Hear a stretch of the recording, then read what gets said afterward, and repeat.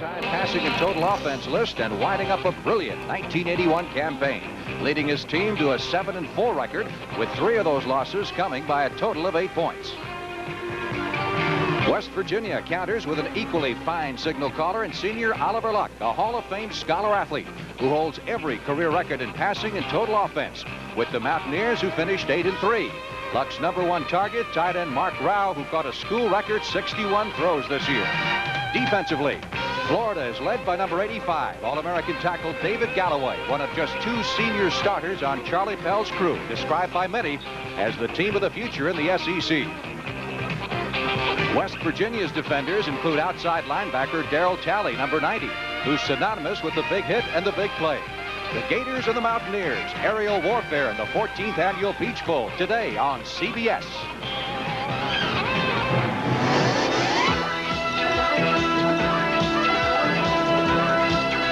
CBS Sports presents the Peach Bowl. This CBS Sports Special is sponsored by Datsun, who invite you to see all the exciting new 1982 Datsun cars and trucks at your Datsun dealer today. And by Federal Express. When you have a package that absolutely, positively has to be there overnight, Federal Express.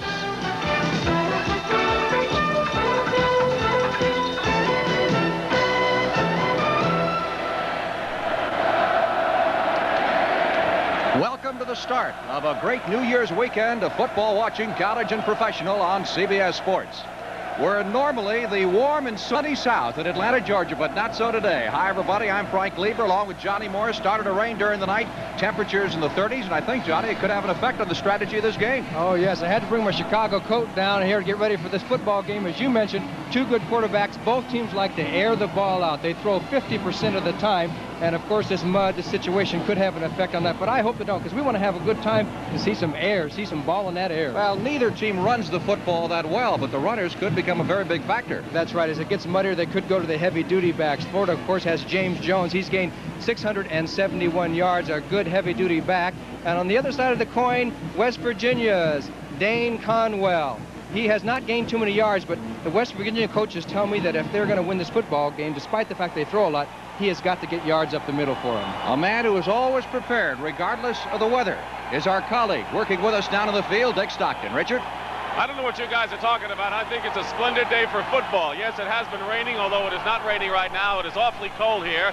And, of course, a lot of people think that West Virginia could get a little bit of an edge to cut down on some of that Florida speed with the wet turf. The Florida people think the pressure is going to be on the secondary because they won't know when the receivers are cutting. They're kind of happy with it. In fact, they say on a scale from 1 to 10 right now, the field's a 7, although it's going to get chewed up. It was covered, of course, prior to the game, and we'll see what happens this afternoon. I'll be here if you need me, guys. I'm ready. Nice job on the clothes selection. You look like you're ready. Temperatures in the 30s. It is wet. It is cold. And we're near the kickoff of this afternoon's 14th annual Peach Bowl game between the West Virginia Mountaineers and the Florida Gators. We'll be ready to tee it up in just a moment. A lot of enthusiastic fans for both sides, braving the elements and awaiting the opening kickoff. West Virginia, no stranger to the Peach Bowl. They've been here 3 times. Their record is 2-1. Florida for the first time ever. Ivory Curry, number 26, the deep man for the Florida Gators, as Paul Woodside gets ready to kick it off. The referee is Vance Carlson, the umpire Charles Weems, the head linesman Frank Ellis, the line judge Kent Houth, the field judge Tom Finken, and the back judge is Artie Falk. Here we go.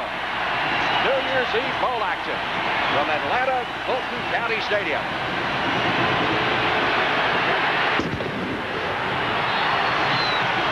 The kick is high and it is short. It's coming down to Scott Marshall, and Marshall, the short man, goes out of bounds on the far side, just shy of the 30-yard line. So Florida goes to the offense, and let's meet the Gators, starting backs and receivers. I play quarterback from Lakeland, Florida. Steve Miller, tailback, Boynton Beach, Florida. My name is James Jones. I play fullback in Pompano Beach, Florida. Broughton Lane, Miami, Florida, wide receiver. Spencer Jackson, wide receiver, Delray Beach, Florida. 1st and 10 for the Gators, and they start off on the ground with James Jones, 6'3", 236, out of Pompano Beach. Now let's take a look at the Florida Gators starting offensive line. Danny Plump on the offensive tackle from Rhode Island, Florida. Ron Frazier, left guard, McClenny, Florida. Phil Bromley, center, Pensacola, Florida. Buddy Schulteis, offensive guard, Naples, Florida. My name's Dan Fike. I'm an offensive tackle from Pensacola, Florida. Mike Malarkey, tight end from Fort Lauderdale, Florida. Handoff going to B. Lang, number 2, coming around from a wide receiver position on the reverse, and he's tripped up behind the line of scrimmage. It'll be 3rd down and 9 needed for the first down. Here's the West Virginia defensive line. They play that front 3, or in the colleges, I guess they call it a 5-2. 5-2, basically like a 3-4 defense. 3rd down. Florida Gators need 9 for the first down. Ball is at their 28-yard line. 1 back. And there's James Jones, and here's Wayne Peace. First pass of the day. Protection is excellent. Now he's flushed out of the pocket. Still looking downfield. He's going to have to eat the football. Driven out of bounds, well short of the first down, near the 35-yard line. The field, we might point out, was covered until an hour or so before the game. So the field itself is not in bad shape, except for some spots between the 40-yard lines. The sidelines are very wet. And you see a ton of football players. Each team brought over 100 players. 104 for each team. That's 208. Of course, that includes all the gentlemen who were played as blocking dummies, never got to play during the season. They have earned a right to come on this trip, and they're all playing. Joe Boracavage with the kick.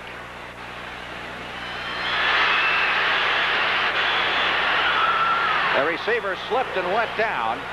Mickey Walczak at the 28-yard line. Let us meet the West Virginia starting backs and receivers. Oliver Luck, quarterback, University Heights, Ohio. Mickey Walczak, tailback, Saratoga Springs, New York. Hi, Dad.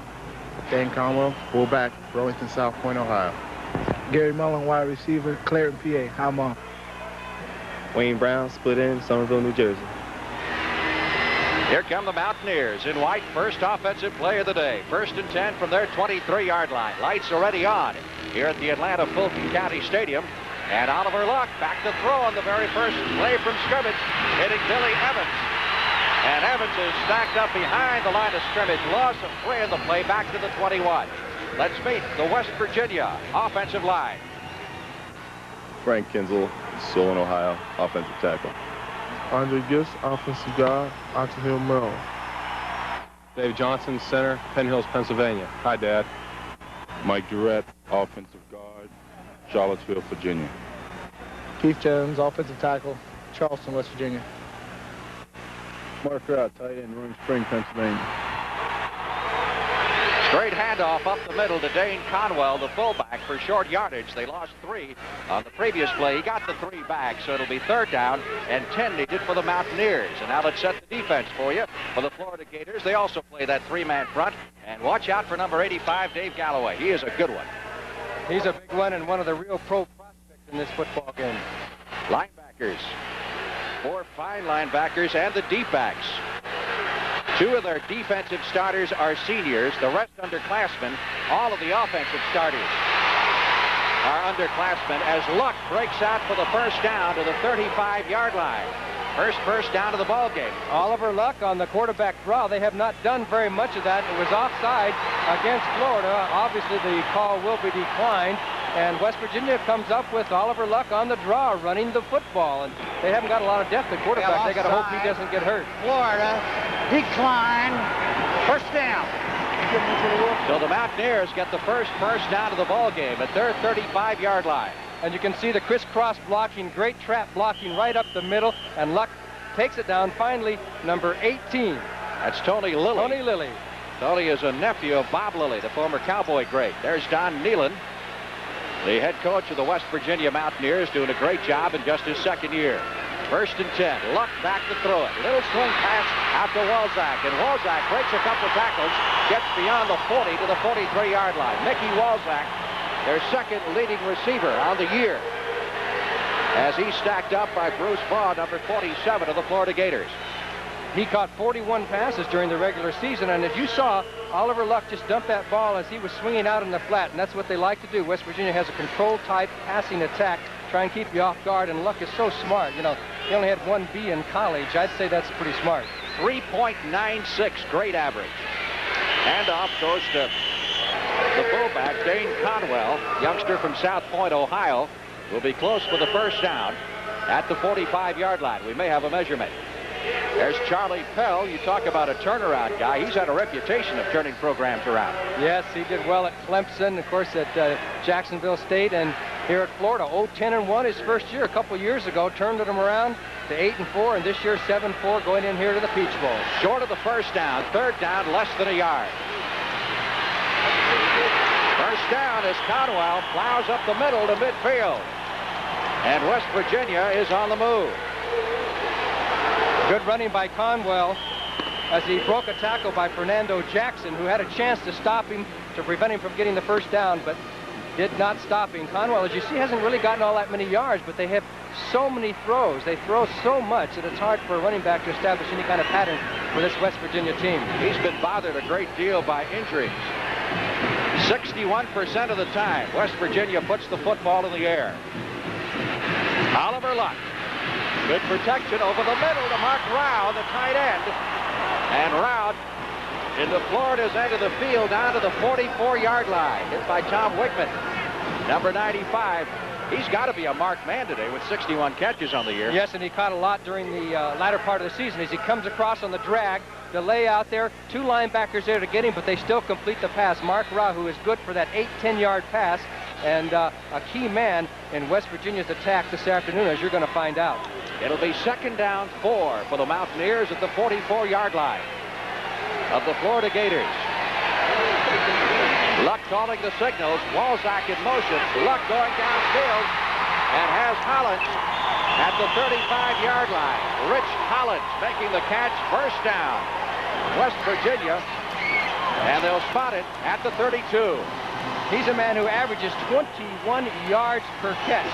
Hasn't really been that much of a factor the last few games, but early in the season got some big touchdowns for him. And that time the quarterback, Oliver Luck, just read the defense, saw where the man-to-man coverage was, and threw the pass. He is such a brilliant quarterback. As you know, he almost became a Rhodes Scholar just a week or so ago. He was a finalist.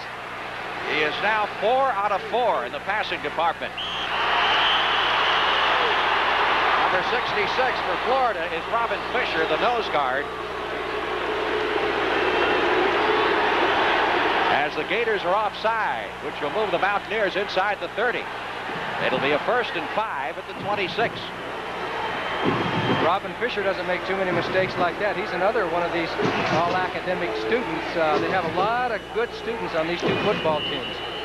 Here comes Robin Fisher, just wanted to get across that line of scrimmage and do something. Now we have a 2nd down, 1st and 5. 1st and 5, and Luck deep back into the pocket, sets up the screen. Walzak inside the 20, slips out of bounds near the 15-yard line. That'll be close to another first down. Mickey Walzak, 6'1", 205 from Saratoga Springs, New York. Stopped by Tony Lilly. And the Mountaineers on the move on their first possession of the day. You talk about a disciplined play. That was really excellent. As you look at the statistics for Walzak, he came out on that screen. The linemen were out there at the precise time that he received the ball. He obviously yelled go. They turned up the field, and he got 3 blocks. Hollins and Evans, the wide receivers, up at the top of your screen. First down. Conwell driving down to near the 5. Dane Conwell, who's been a big factor in this first drive, picking up the tough yardage. Coming back from an early season injury. He's healthy now, and he looks it. And he broke a tackle by Wilbur Marshall. Good play. And as you notice, that was kind of a counter, a cutback against the grain. This Florida defense is so quick, especially the linebackers. They will go with the first action, and if you counter back against, and there's Marshall trying to make the tackle right there, and Conwell broke the tackle on individual effort, then carried the ball with 2 hands, 2 arms around that ball, no fumble, first down. Second down. And 2 from the 2. 7-yard line. West Virginia threatening. Oliver Luck back to throw.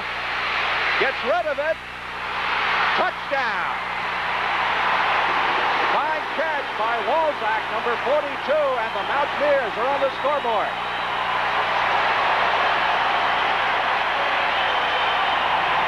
And you have to credit everybody with a good play on that one. Luck avoided the blitz, got outside the linebacker, had to throw on the run, and you'll see Walzak is wide open, and the Florida defenders are coming, but the ball got there just in time before 3 Florida defenders got there, and Walzak got it right in the end of the end zone. Very close play there. The back foot was in. And in college football, you only need 1 foot in. Extra point try upcoming. Paul Woodside, number 6, will attempt.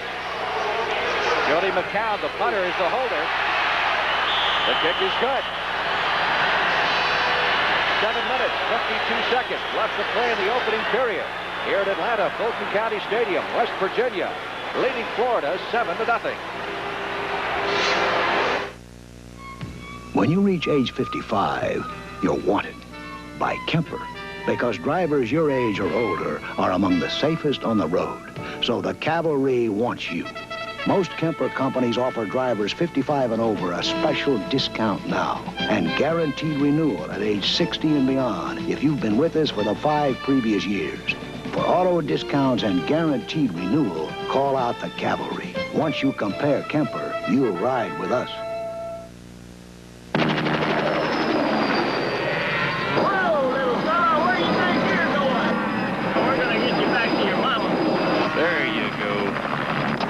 We got them all. That means it's Miller time. Come on, I'm buying. Miller time. Time to head for the best tasting beer you can find. Miller High Life. If you've got the time, Miller's got the beer.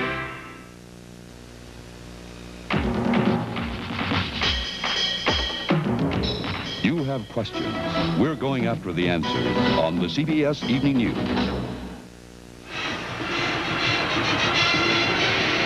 Oliver Luck of the Mountaineers, 6 out of 6 on that drive for 45 yards. 3 of the throws to Walzak for 26. In addition to that, he rushed 4 times for 17. Not a bad opening drive. No, it was a beautiful drive. They mixed the plays up very well and got Florida on the defense all the way. So now it's going to be up to the University of Florida, see what they can do on offense. Woodside is ready to kick off for the Mountaineers. The men from Morgantown leading 7-0. Curry is deep. Ivory Curry fumbles it at the 3. Back to the 15-yard line and dives forward to around the 20, where he's knocked out of bounds. Let's go down to the field to Dick Stockton. All right, Frank, the Florida people knew that Luck was going to move the ball on them, but they said don't give up anything big, and when they get inside the 20, it's going to be pretty tough to grind it out. You saw what West Virginia did. They grounded out pretty good, and that's going to be a big confidence builder, also considering the turf as the Mountaineers take the early lead. Back to you. First down, Florida with the football at their 18-yard line. Wayne Peace is the quarterback as they go with 1 running back. Jones. Peace back to throw it, goes out to Spencer Jackson, and the wide receiver is bounced out of bounds after a pickup of 2 or 3 yards. That's Agee, number 44, back there along with Steve Newberry, number 28. There's the book on the West Virginia scoring drive. That's as pretty a drive, wet or dry, as you'll see.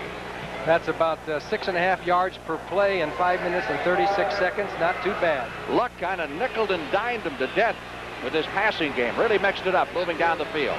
Second down, 7. Gators with the ball just beyond their own 20-yard line. West Virginia faking the blitz. Pressure on Peace as the pass is batted up into the air. Knocked away by Todd Campbell, number 91. Todd Campbell did a good job. He saw the pass. He wasn't going to get there on the pass rush, so he just leaped up with those 2 long arms and batted the pass away. And West Virginia had a little blitz going on there and kind of shook up Florida. Peace 1 out of 2 in the early going. Florida has played in 12 bowl games. This is their first time in the Peach. They are 6-6 in bowl action. Third down, 7. Wayne Peace on the roll left has good protection. This one is picked off. Lynn Murray. And the Mountaineers will have a first down at the 13-yard line. Murray, who led the Mountaineers in interceptions. This is a team that plays very tough pass defense. Their opponents this year just 39% against him. And Wayne Peace made a bad decision there. He could have run up the field. He tried to run to find a receiver and just throw it high enough, and Lynn Murray made the interception. It's going to be first down West Virginia, but Peace that time probably should have taken off and run with the ball. No, so the ball just beyond the 15. Oliver Luck wants to get 6 in a hurry. Walzak, the intended receiver, at the 15-yard line. We started to talk about the West Virginia pass defense, one of the best crews in the country. They have yielded only 39% of their opponent's passes, and that is the top mark percentage-wise in college football this year. That's not too shabby, and also everybody has shared in the interception. Every defensive back has 2 interceptions across that back line, and the defense has been strong all year, perhaps underrated going into this game. That is Oliver Luck's first misfire of the day. Pass actually could have been caught. He's now 6 out of 7. Again, back to throwing. Heavy traffic, and this one is picked off. Number 24, Kyle Knight for Florida. Well, Mr. Luck threw into some double coverage that time as Kyle Knight. You're going to see him be the short man. He'll be the short man underneath, and I don't think Luck saw him. You can see the double coverage on him, and Knight has the interception. And here is the ISO on the receiver as Rao goes out with the double coverage, inside, outside, short, deep. And that was not the correct man to throw the ball to, obviously, as all viewers can see. So turnovers back-to-back. When we come back, Florida will have the football, 1st and 10 at their own 14-yard line, trailing 7-0. The Wake Up America Show, Bob Starr saying rise and shine. The Wake Up America Show, If Bob Starr doesn't get up, nobody gets up. He depends on Coast Deodorant Soap, the Eye Opener. No other soap refreshes like Coast with its exhilarating scent. No soap has bubblier lather. Coast brings you back to life. The Wake Up America Show, Bob Starr saying rise and shine, everybody, all you sleepyheads out there. Get up, wake up. Bring yourself back to life with Coast, the Eye Opener. If you're ready for the thickest hair you can have, watch it wake up with Prel. to the thicker, thickest it can be. Watch it wake up with Prel. Prel's fullness formula wakes up tired hair with lather that lifts and separates each strand. So your hair has all the body it needs to be its fullest, thickest, fluffiest. So watch it get big. For really terrific hair, Watch it wake up with Prel. This weekend, the playoffs. Saturday, Tampa Bay meets Dallas. Sunday, the New York Giants battle San Francisco. Catch all the excitement this weekend on CBS Sports. Great weekend of NFL divisional playoff action. We're heading back to Dallas after the game today for the Cotton Bowl tomorrow, and then, of course, Tampa Bay and the Dallas Cowboys on Saturday afternoon. So I'm going to be a glutton as far as my football watching goes this weekend. How come they get so much good football down there in Texas? They do. Of course, great one out of the West Coast. The surprising New York Giants against the 49ers. How about the way that the visiting teams have performed so far in those playoffs? Yes, it has been unbelievable. When you talk about surprising Giants, the 49ers ended up, what, 13-3, I believe. 13-3. Bill Walsh did a heck of a job. First down, Florida Gators from their 14-yard line. They've been bottled up deep in their own end of the field. Little over 7 minutes left to play in the first period. Steve Miller, the tailback, gets it out to about the 18-yard line. Pickup of 4, Tim Agee coming up from the secondary. Number 44 to make the stop. This young man was a walk-on. Played junior college ball in Tyler, Texas last year and walked on to Charlie Pell, says he wanted to play. And lo and behold, he's moved himself up to a starting tailback position. And he weighs about, what, 162? He's about as big as a minute. Second down, 5. Florida from its 19-yard line, trying to get something going here. Again, Miller, not much of a hole. Todd Campbell, number 91 on the stop, at about the line of scrimmage. Give him maybe 1 yard to the 20. And make it 3rd down and 4. Florida this year lost to Miami on a field goal that hit the crossbar and went in. To Mississippi State, to Auburn, and to Georgia. Mississippi State, the only team that really handled them well. Beat them 28-7. 3rd and 4. Peace unloads. Spencer Jackson at the sideline has enough for the first down. at the 27-yard line. So the Gators get their first down of the ball game as Steve Newberry, number 28, comes up to make the stop. Jackson, fine athlete. And you can see Peace spotted the deep coverage just straight down the field. He's going to stop and take the pass. That's a sure 8, 9, 10 yards. If he breaks a tackle, he could go further. And Wayne Peace is very good at calling audibles, checking out defenses, and both quarterbacks, that's one of their strong points, and he'll do that all day.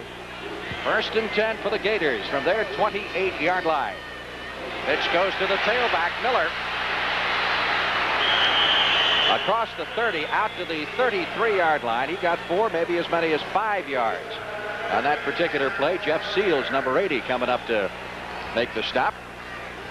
And we wish all of you a Happy New Year as well, although it is a few hours premature. A gain of 6. It'll be 2nd down 4. Here's the Gators breakdown. Rush versus the pass. Just about like West Virginia. 62 and 38%. West Virginia 61 and 39%. 2nd and 4 from the 34. Brown, John L. Brown. Another of the Gators tailbacks close to the 1st down at the 38-yard line. If Florida is lacking one thing this year, it is probably the great tailback. And Charlie Pell has got an excellent recruiting pitch. Come to Florida, we're going to have a great team next year. Need a good tailback. Okay, you can see Darryl Talley, number 90. He's the man that always comes from the backside. He's the man that will make the individual great plays for West Virginia, and they're going to have to control him if they're going to be able to score. As the Gators hope to go downfield, Charlie Pell, as we said, has really done a job, and this has been a good year. But next year could even be a greater year. He only has 4 seniors on this team as far as playing very much, 6 seniors total. So he's playing with a lot of freshmen, sophomores, and juniors, and that's a good sign when you're coaching college football. Yes, sir. Even Charlie admits that his team ought to be rated in the preseason top 10 next year. Most coaches won't admit to that. That's right. They'll lay back. Of course, you'll forget it 6 months from now that he told us that, I'm sure, as the season approaches. On 1st and 10, James Jones. Hard running fullback to the 45-yard line. And that time we saw Jones back in the deep position. That's something that Florida hasn't used all that much this year, having him in the deep position back in the tailback spot off of that power formation. And he's a big man, 230 pounds, and he can leap. He's the best leaper on the team, so that's the reason they're putting him back there on the short yardage situation. He picked up 7 on that carry. It'll be 2nd and 3 for the Gators. There he is again, back at their 45-yard line. Yeah, he's a good 6, 7 yards back from the line of scrimmage, so they're giving him a little room, giving him the football, and see if he can pick the holes. And he's close for the 1st down at the 47 or 48. Officials calling time here with just over 4 minutes remaining in the opening period, and West Virginia leading by a score of 7-0. See if we're close enough for another measurement here. Only 4 out-of-staters playing on Florida's roster. That's what you call recruiting the hometown boys. Well, they have so many good football players down there. You think of high school football, you got Florida, you got California, Texas, maybe Pennsylvania, I would think would be the top 4, though not necessarily in that order. 3rd down in less than a yard. They give it to Jones, and he dives over the middle and should have enough. Needed just about 1.5 feet, and I would think he got that. Dennis Folks, number 50, on the stop for the Mountaineers. Boy, that's what you call power football. They have the tight end back there, the other remaining back, and they're just leading the way through the hole. That's what you call bulldozing your way with James Jones, the tail man. This is the first football meeting ever between these two schools. You can 1st and 10. Chris Faulkner, number 80, there is one of the blocking backs. Gators at their own 48-yard line. Nice fake this time by Peace, who slips, almost goes down, gets rid of the pass, and completes it. Run out of bounds near the 45-yard line is Jones. And that's another Florida 1st down. The officials will spot it at the 41 of West Virginia. That was a great individual effort by Wayne Peace. He was in trouble out there. It looked like it was going to be wide open. They had the coverage downfield, and he'll slip on his way back there. And that was Jeff Seals who was after him, put the tackle on him. He was able to complete the pass. A good play by Wayne Peace. And the receiver was Malarkey and not Jones. So give Mike Malarkey the tight end credit. We get a timeout. It's the Florida Gators on the move with a first down at the West Virginia 41 with 3 minutes 15 seconds left in the opening period. Good service isn't giving people what they expect. No, it's giving them more than they expect. Avis knows that. So when you make a reservation, Avis makes a commitment, and they honor it. Morgan? See, even if you're 6 hours late, now you might be willing to pay a little more for this service, but at Avis you don't have to. Trying harder is still the best way to do business. Homeowners insurance or car insurance, when you have a claim, you want fast, fair service. State Farm agents see that you get it. For some claims, we can even pay you right on the spot. On other claims, your agent works with experienced State Farm claims specialists. Whether it's a homeowner's claim or a dent in your fender, we work as a team to give you fast, fair service. State Farm teamwork. It takes the hassle out of claims. And like a good neighbor, State Farm is there.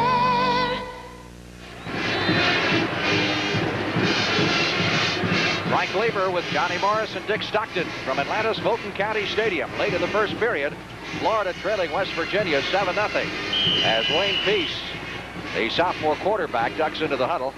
You know, he's had 2 great games in as many years against Georgia. They haven't quite been able to pull it out. And I'm sure the Georgia people will be happy if they never see Wayne Peace again. Same goes true on the opposite side for Herschel Walker. James Jones on the carry down to the 38-yard line. What did Charlie Pell tell us yesterday about Herschel Walker? His last thought on his deathbed? Yeah, he says if he dies and when he dies, he'll always remember Herschel Walker running the football. That 95-yard drive that Georgia pulled off to pull that game out. But Peace had 2 tremendous passing years against them. You can tell that he's a football man when he's dying and thinking football. That's right. Second down 7. Gators with the football at the Mountaineer 38. Peace loses the football, can't find it, and West Virginia recovers. The Mountaineers, number 91, Todd Campbell, comes up with the ball as it slipped out of Peace's hands, and he certainly couldn't find it. He didn't know where it went. I don't know how slippery or wet the ball was. They changed it quite often. As you can see, the fake pitch, put his arm up, and the ball just slipped out as he went right through his motion. And there comes Campbell to make the recovery for West Virginia. Florida's getting some tough breaks early. Second turnover for the Mountaineers as they recover on their 48-yard line. Oliver Luck handing up off the middle. Number 32, Dane Conwell, the fullback who cruises across the 50 to the 48, pick up a 4. Now Oliver Luck takes the signals in from the sidelines from Rush Jakes, or sometimes they will send the play in, but he always has an option for an audible. They give him 2 ways to go, and many of their plays are changes at the line of scrimmage 50% of the time as you look at the giveaway takeaway ratio there. Second down, let's call it 5 for the first down with the ball at the 47-yard line. Luck with a nice fake, rolling out to his right. Gonna keep it. Dives forward for the first down at the 42-yard line of Florida. Alonzo Johnson, number 93, coming up on the stop. This is a very interesting young man. Oliver Luck, he's a 2-time academic All-American, wants to be a lawyer, was a Rhodes Scholar nominee, one of 11 National Football Foundation Hall of Fame scholar athletes.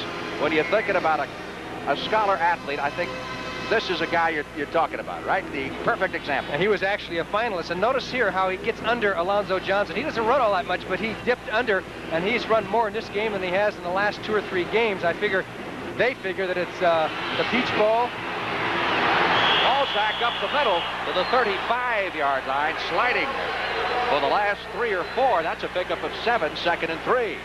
And to finish my sentence, I figured it's the Peach Bowl, last game of his collegiate season, and they'll let him run a little bit if they can cross Florida up. West Virginia normally alternates tailbacks. They played 3 of them, but I think Walzak is going so strong right now, they don't want to do anything. Well, he's catching the ball, running the ball well, and he's blocked well, so why change? Second and 3 from the 37-yard line of the Florida Gators. West Virginia on the move. Conwell over the right side. Down to the 33, close for a first down. Let's go down to Dick Stockton. All right, here's Todd Campbell who recovered the fumble. Well, you guys are aroused. What's going on here? Well, we're just trying to get after it. You know, we got to get after the quarterback, keep pressure on him, and we're trying to do that all day. You kind of awed Florida with their speed and their reputation coming into this game. You felt you were an underdog? No, not really, because, you know, we don't think we're an underdog going in any game. We just know play. Okay, upstairs. Third down, less than a yard for the first down. West Virginia from the 33 of the Florida Gators. They've been opening the holes for Conwell, and he'll be close for the first down at the 32-yard line. One of the more interesting matchups in the trenches. West Virginia's right tackle offensively, Keith Jones, who's regarded as a great pro prospect, against number 85 of Florida, David Galloway.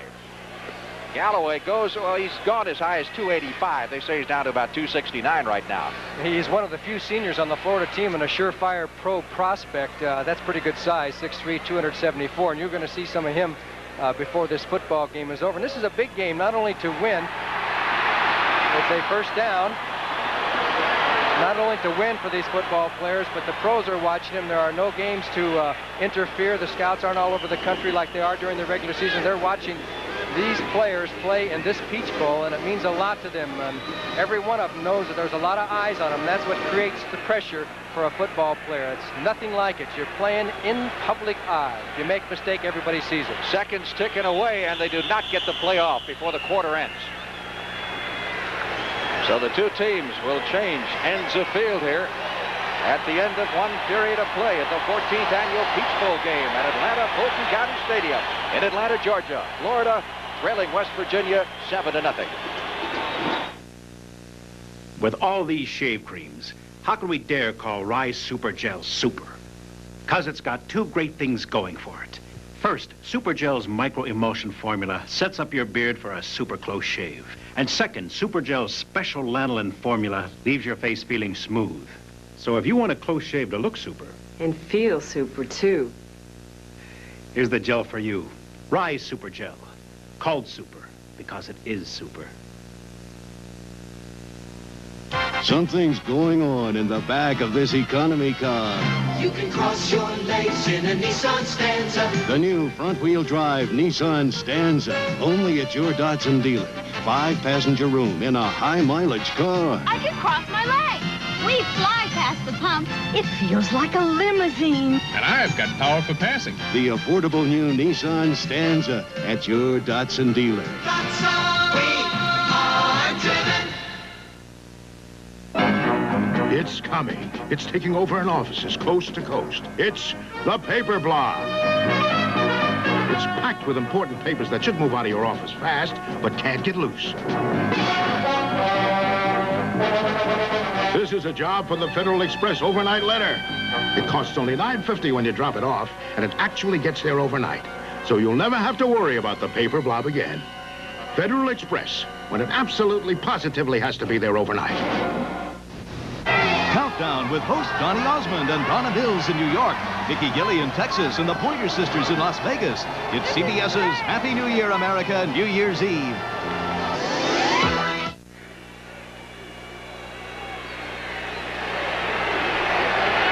Virginia Mountaineers on the move. First down at the Florida 31. Oliver Luck dropping back to throw. Swing pass to Walzak and caught this time behind the line of scrimmage. Tony Lilly, number 18, coming up quickly from the Florida secondary to make the stop at about the line of scrimmage. Florida trying to get itself fired up. You see Lilly there. He's a former punt, pass, and kick champion back when he was 9-10 years old. Went to the Super Bowl and got to meet Bob Lilly, who is a very distant relative. He said that was one of the thrills of his life, was to meet Bob Lilly, the former Dallas Cowboy, at a Super Bowl game. I believe that was 1972. Loss of a yard in the play. Call it second down, 11 for the Mountaineers. Backed up to their 30, or rather to the Florida 32. Luck in trouble behind the line. Gets back to the line of scrimmage, maybe got a yard. But you take it back to the original line of scrimmage, 3rd and 10. Wilbur Marshall, number 88, made the stop. And he's an interesting story. Young man who came to Florida as a tight end. They asked him to play linebacker. He had one spring practice under his belt, and he has turned out to be a demon linebacker. Wilbur Marshall, number 88 of the Florida Gators. 3rd down, 10. Obviously, you look for Luck to put it in the air. He's been very successful, 7 out of 9.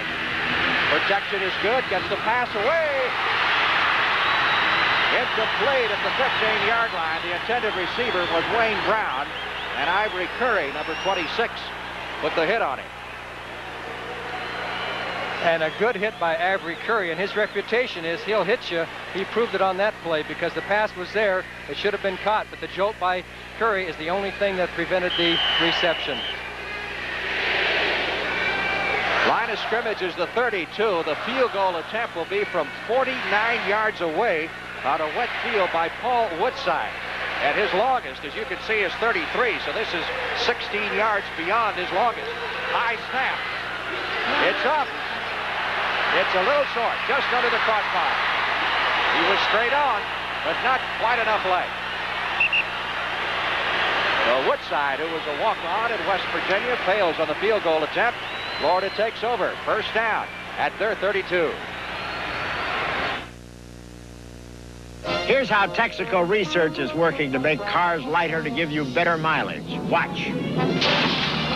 For the car of the future, Texaco's researching ways to make special auto parts from petrochemicals that are lightweight plastic, but safe and strong as steel. Doors, bumpers, even fenders. Eyeball. That's research. For better mileage, you can trust the Star at home and in your car.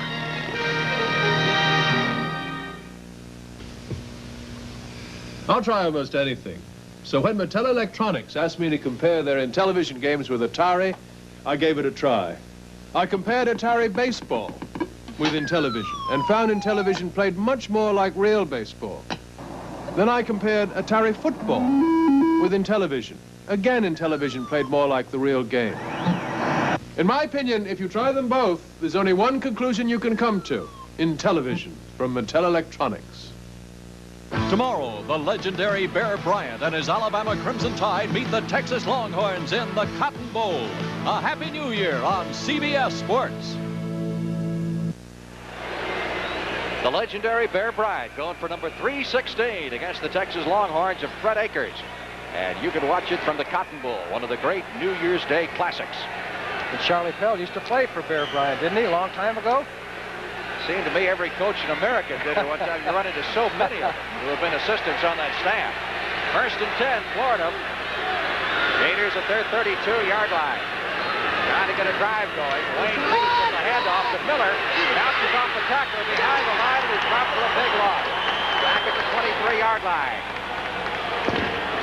It looks like Florida, or rather, I should say West Virginia, has now gone to 5 defensive backs, which is something that they do other than passing situations. Okay, it was Todd Campbell here who really jammed up this play. He's the one that deserves most of the credit. And finally, it was Stemple who came up to make the tackle. And he's the 5th defensive back, and they're a nickel defense that they'll do sometimes on first or second down, not just passing situations.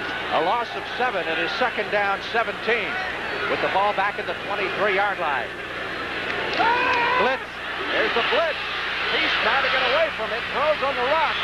And the pass is incomplete at the 40-yard line. Trying to hit Spencer Jackson, number 89, the wide receiver. And back covering, Steve Newberry, number 28. Cedric King blitzed from the backside, and he must have said, oh, no, what a time to blitz, because Peace went the other way, and he had no chance to get to him, but he did at least put a little pressure on. It'll be third down and 17. Florida from its own 23-yard line. Peace is 3 out of 6 for 21 yards. But the Gators have not been able to move the football. They've not been across the 50-yard line yet.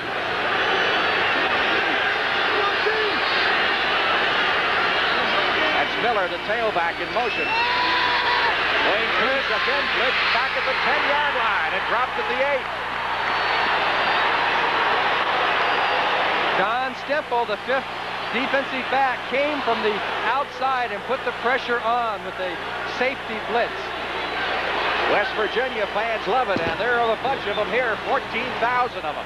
He saw him coming from both sides, but from the right, it was Stemple, number 35 here, that forced him to go to the left, and then they put the clamps on him, and down he went. 2-man tackle, and Florida in tough shape. Joe Boracavage running out of the end zone. And the kick coming up a little bit short, taken by Reggie Armstead. And Armstead carries it back to the 33. So West Virginia coming up with excellent field position on this change, thanks to the rush of their defense. What a job they did. Timeout early in the second period with 11:59 left to play in the first half.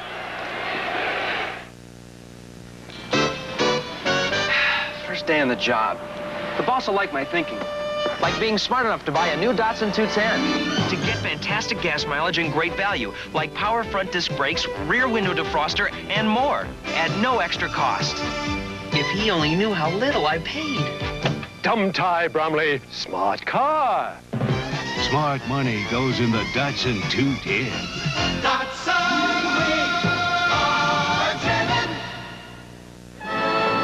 Angelo's been working overtime on his flips.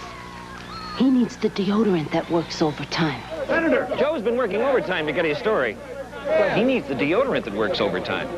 Only Old Spice Stick Deodorant gives you both 24-hour protection from odor, plus that famous Old Spice scent. Plunkett's been working overtime, learning the new plays. Sure glad my Old Spice Stick works overtime, too. Old Spice Stick, the deodorant that works overtime. Hey, these West Virginia fans know how to celebrate when their team gets into a bowl game. I thought they were playing the game in the hotel lobby last night. Now, there's 15,000 of them here in Atlanta, and I would swear that maybe there's twice that many, at least in our hotel, was mobbed, and they're out here in full strength. Chances are the weather may be better back home than it is here. I don't know. West Virginia with a first down, and Conwell, 25, and down to the 23, a pickup of 9 on that play. For the fullback, Conwell, and the Mountaineers so far have taken the play away from the Florida Gators, both offensively and defensively. And that was sort of a counter draw against the flow of the action because Florida will pursue so much, and the hole just opened wide open. Good block by Dave Johnson, the center, number 57, and finally the Gators got to him, but not before he made a nice gain, and I believe it's 2nd and 1.5. That it is from the 23-yard line of the Florida Gators. Oliver Luck at the throttle of the West Virginia Express. Walzak. First down at the 18-yard line. Mickey Walzak, the tailback. Play had been whistled dead. When the ball came out, it'll be a first down, West Virginia. And a nice block by Conwell. They blocked well for him on the play before, and he reciprocated with a nice block for Walzak.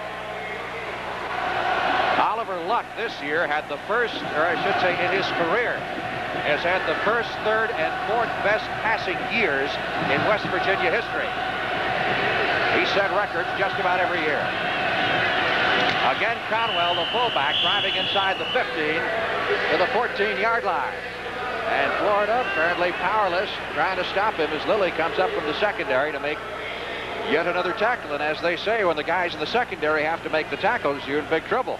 That's right. I don't think a lot of people expected the Mountaineers to be able to run up the middle this well against that big, strong, fast Florida defensive line. They figured that if West Virginia was going to have success, it was going to be Luck and rolling out and all kinds of passes. They have had that, but they have been successful up the middle, too. 2nd and 6 from the 14-yard line of Florida. Walzak, this time caught behind the line of scrimmage.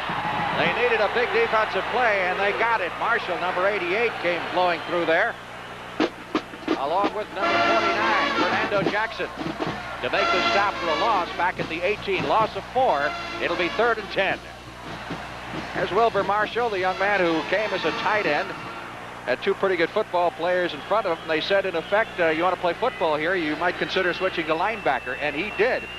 And he's turned into a great linebacker. On 3rd and 10, Luck. Pass intended for Wayne Brown, number 19, falling short. I don't know if somebody got a piece of that or not. Charlie Pell, in his 3rd year at Florida, after spending 2 years at Clemson, doing a great job at that program. In fact, the guys who are seniors now at Clemson, who will be playing in the Orange Bowl, ranked number 1 in the country, were recruited by Charlie Pell. Although he gives, obviously, all of the credit to Dan Ford, his former assistant, for doing a great job. Here's Woodside, on to try a 35-yard field goal attempt. McCown puts it down. The kick is long enough. It is good. Paul Woodside nails it from 35 yards away. And the West Virginia Mountaineers lead the Florida Gators 10-0. 9:38 left in the first half. I can't see a thing, Stan. Did you turn on the windshield wipers? Of course I did. See? No, I can't. Obviously. We need new wipers. We obviously need new wipers. Replace your old blades at least once a year with Anco, with specially formulated natural rubber for a smooth, clean wiping action. That's a lot better, Ollie. Certainly is. Let's drive on. Not too fast, Ollie. Might be a school zone. Telemarketing is a powerful new way to do business. You combine personal contact with marketing techniques in a special telemarketing center to make more profit.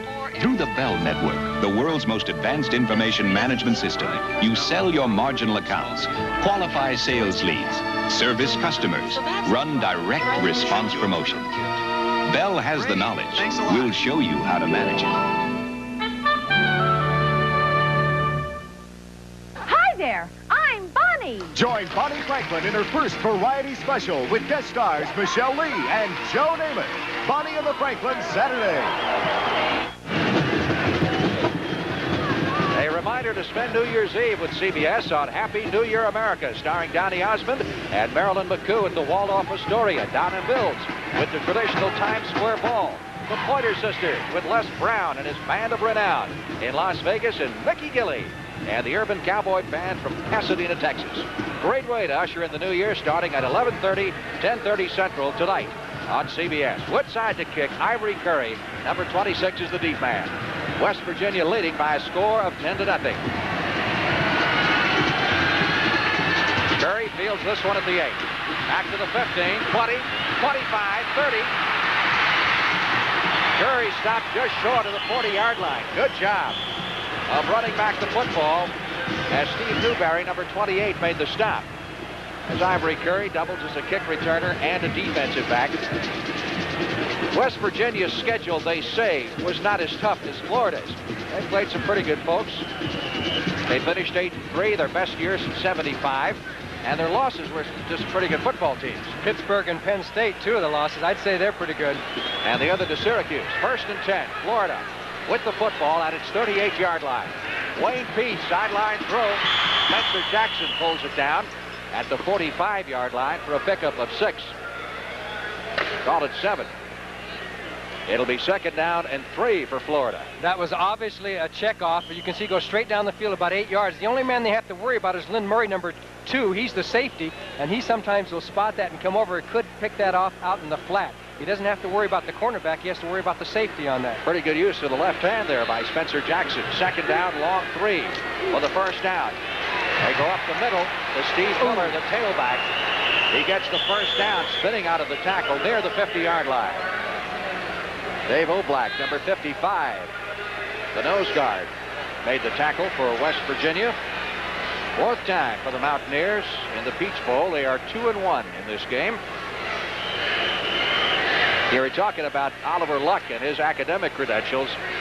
Florida has 7 players who made first-team All-Academic Southeast Conference, including this young man, their quarterback, Wayne Peace.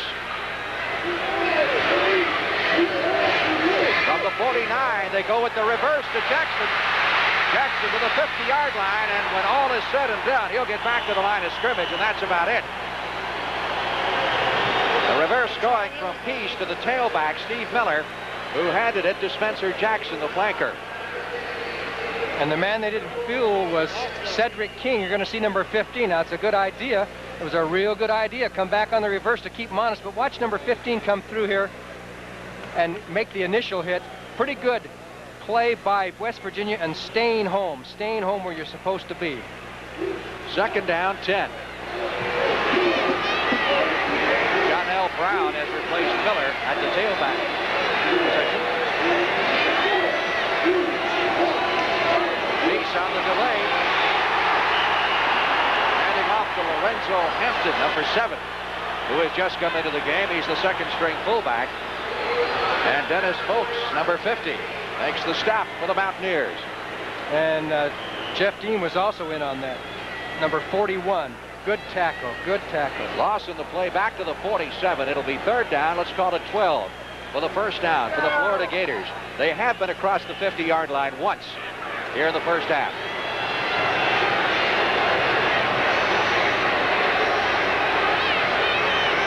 He's trying to loosen up the West Virginia defense.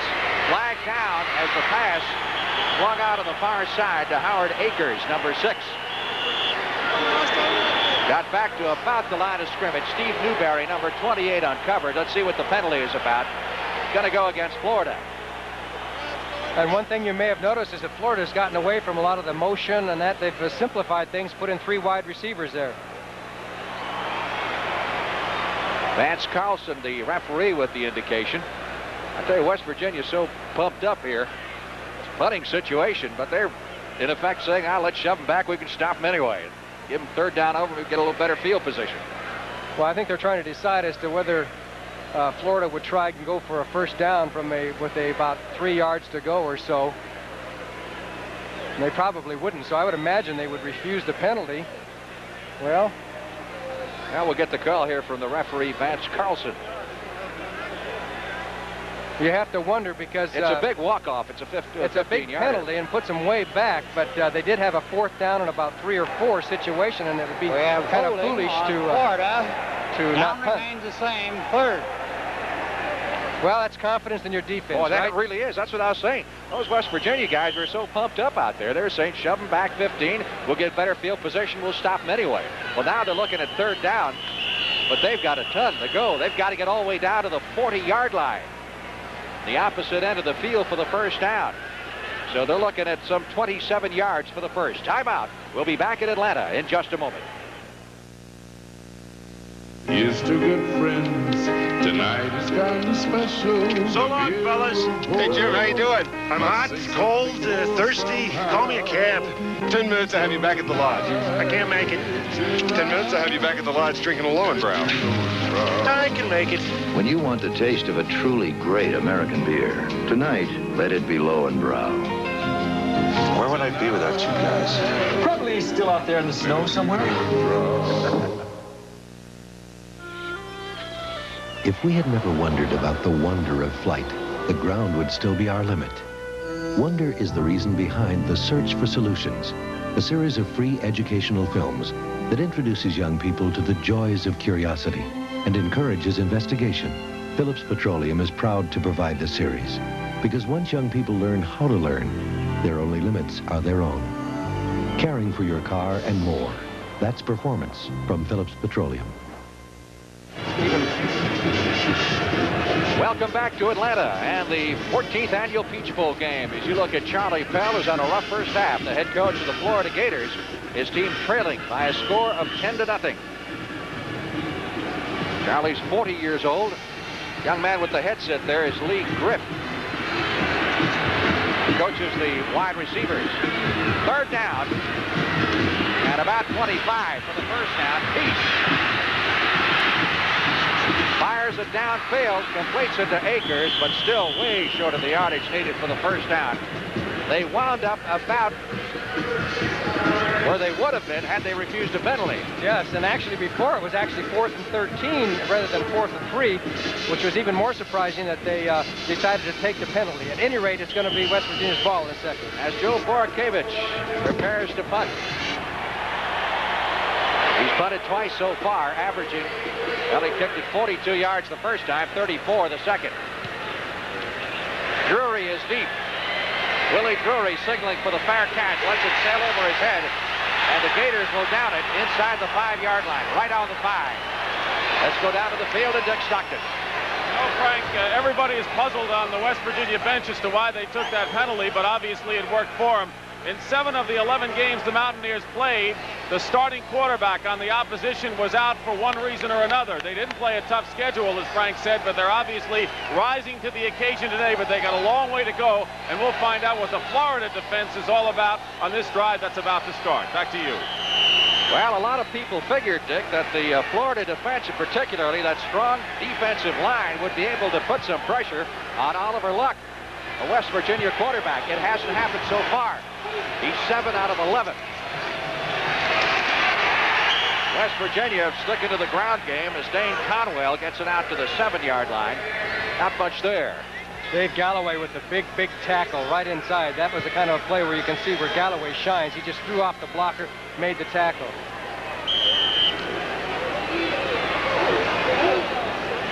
Neyland, the West Virginia coach, shuttles in some plays, signals others in from the bench.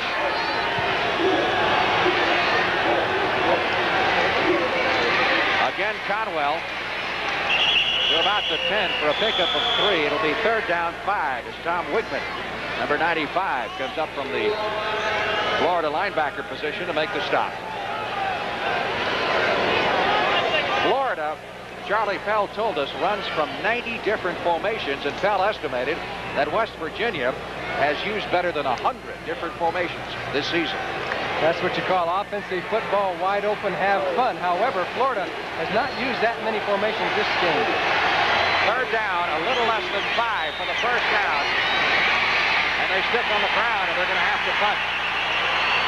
Erlen Beck, number 20, who has replaced Walzak at the tailback position, takes it out to the 12. Looks like they'll be at least a yard, maybe 2 short of the 1st down. And punting from deep in their own territory. Their punter is Jody McCown. Ivory Curry, who returned the kickoffs, is also the punt return man for Florida. West Virginia's punting game hasn't been all that strong. McCown tries to punt away from the returner. He's not a real high punter.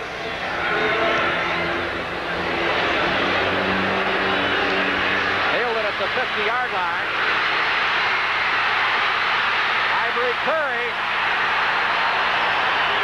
run out of bounds at the 22.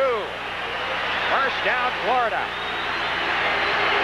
Good run back by Ivory Curry, and it was Jody McCown, the punter, who had to make the saving tackle as Curry headed for the sidelines, broke 1 tackle, and there it is, 21. McCown has to make the saving tackle, so he earned the trip on that one. He had to make the punt and then make the tackle, but Florida, the Gators, in good field position. 27 yards on the return and a 1st down for the Florida Gators at the West Virginia 23. This is their deepest penetration of the afternoon. He's sending Spencer Jackson wide to the left side. He's got B. Lang split to the right. Miller about a yard to the 20-yard line. That West Virginia front wall is doing a great job. Daryl Challey, number 20, or the number 90, making the stop on Miller. On some of those plays, I noticed the blocks aren't being held quite long enough, and it would seem to me, as we talked at the top of the show, they might be able to get that better 4 or 5, 6 yards and giving it to the up back. Letting James Jones carry a little bit more, but you can see he's so far up that you know that he's not going to carry the ball. At least I don't think he is. 2nd and 8 from the 20-yard line. Less than 4 minutes remaining in the 1st half. Great penetration by number 35 of West Virginia, the extra defensive back, Don Stemple from Vienna, West Virginia.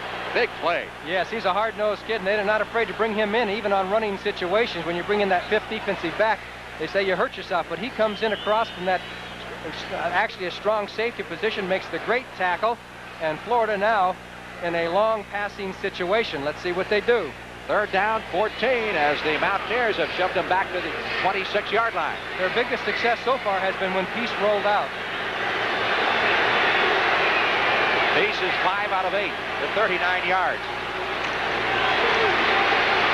The sophomore scrambling and nailed for the loss by Dennis Fulton, number 50. And once again, the Mountaineers have risen to the occasion. As Florida wound up with great field position at the 22, and after 3 downs, they wind up back on the 35. Let's give Dave Oblak some credit. Number 55, who puts the force on forces Peace to run out. There's 55 forcing him into Dennis Folks for the tackle, so that's really 2 men deserve credit on that. The nose guard did a good job. Brian Clark is the field goal kicker. This will be a 50-yard attempt. He is a great professional prospect. In fact, Charlie Pell says he is the first kicker he has ever seen who is a team leader. Bad snap. Clark comes up with it and just throws the ball into the middle of the line. West Virginia will take over at the 38-yard line. You saw number 5, Jim Gainey, try to pull down that high snap, and Clark never got a chance. Strong defense by the Mountaineers. Oblak doing a great job up the middle again. Let's take a look as the ball was a little bit high and it looked like it was a little bit too hard. And Clark, he says, I don't know what to do with that ball. Maybe I'll just throw it. And he threw it. I don't know where he was throwing it, but he wanted to get rid of it before he got tackled. But anyway, it was Oblak on the recovery, West Virginia's ball. The Mountaineers are really playing some football. First down at their 40-yard line. Oliver Luck. Curlin Beck going outside. Close to a first down. Let's go down to Dick Stockton. You know, Frank, you were talking about Dave Oblak. He had such severe knee surgery. No one thought he was going to play again. The only thing is no one told him. And he worked, and he worked, and he came back. He's a group of people from Cleveland, Ohio, and they're very tough players indeed. There is no question that West Virginia has the impetus, and they are playing like they're from the Southeast Conference and not the University of Florida, a team that's struggling. Back to you. Second down, less than a yard for the first down. Luck handing off to Beck. 45-40, and down to the 38-yard line of the Florida Gators. First down for the Mountaineers. You know, reflecting on that West Virginia defense, they come on the field with Florida with the football at the 22, and they give it back to their offense on the 40. That's not bad. That's what you call good defense, and Andre Gist is doing a very nice job, number 58. We'll keep our eye on him. He's pulling out every time and throwing good blocks in the last 2 or 3 plays. 1 minute and 40 seconds left to play in the first half. See what kind of a job Luck does in guiding the Mountaineers down the field for another score. Sticking on the ground right now, but if he's going to go for another score time, he's going to get away. Mickey Walzak carries to the 36-yard line. You know, Don Nehlen, the Mountaineers coach, recruits quite a bit in the Ohio area. Quite a few Ohio players. Of course, he grew up there, coached there to begin with. As Luck comes over to the sidelines for a word with Nehlen. He is going to miss that fella next year. Yes, they actually their second string quarterback right now is a freshman, and if anything happened to Luck today, they would be in trouble as far as experience-wise. Here's a young man who wanted to become a Rhodes Scholar, didn't make it, now is thinking of pro football. We mentioned a great football weekend coming up on CBS, the pro playoffs, divisional playoffs, Saturday, Tampa Bay Buccaneers and the Dallas Cowboys. Cowboys favorites in that game, but the visiting team's been doing very well this year in the NFL playoffs. And Doug Williams is on a roll, it would appear. On Sunday, of course, talking about upstarts, how about the New York Giants? As that great defensive club goes out to Candlestick Park to take on the San Francisco 49ers. First time in the playoffs for the Giants since 1963, when they were bounced by the Chicago Bears, 14-10. Talking to some people back in Dallas the other day, and they were saying, if you were the Cowboys and back in training camp, someone told you you'd be down to the Final Four with a chance to go to the Super Bowl, and the only teams in your way would be San Francisco, the New York Giants, and Tampa Bay, you'd have to feel pretty good. You'd have a big smile on your face. Right. Watch out. Second and 10. Luck on the quarterback draw. Down to the 30. Really took a shot and drives forward to the 26-yard line. We were talking to Gil Brandt, the super scout of the Dallas Cowboys yesterday. He told us, in his opinion, Luck will be drafted early, say in the first 3 rounds or so. Watch number 73, Keith Jones. He'll come downfield and there's nobody to block. It's so open. There's 73. Say, where are they all? He didn't even have to throw a block. There was such a big hole. He took a real shot there. Oliver Luck. Back to live action. Luck hitting Walzak with a swing pass behind the line of scrimmage and short yardage for the running back as he carries to the 25. 1 minute left to play in the first half and counting. One of the surprises in this game has to be the fact that Luck is running the ball so much. He has not been a running quarterback. Second down, 9 from the 25 of Florida. Luck looking for the sideline throw and fires it over the head of Gary Mullen, number 1, the freshman, the intended receiver. That stops the clock with 46 seconds remaining in the half. And West Virginia leading Florida by a score of 10-0. Gators with a golden opportunity to put some points on the scoreboard a few moments ago, thrown back by the stubborn Mountaineer defense. Lots of interesting things happening at halftime. You'll get a look at the bands, both sides of the field, talk to the coaches, give you an idea of what to expect in the year that lies ahead from CBS Sports. So stay with us. Third down, 8. Virginia from the Florida 25. Luck with the fake into the middle. Oliver Luck going long deep in the end zone, intended for Rich Hollins. And Luck wound up on the seat of his pants. Pretty good rush that time by the Florida Gators. So a field goal situation presents itself for Woodside, who's kicked one from 35, 1 out of 2. And that's his longest of the year, 35 yards. Didn't we say he had 33 was his longest. Coming in. 39 seconds left to play in the first half.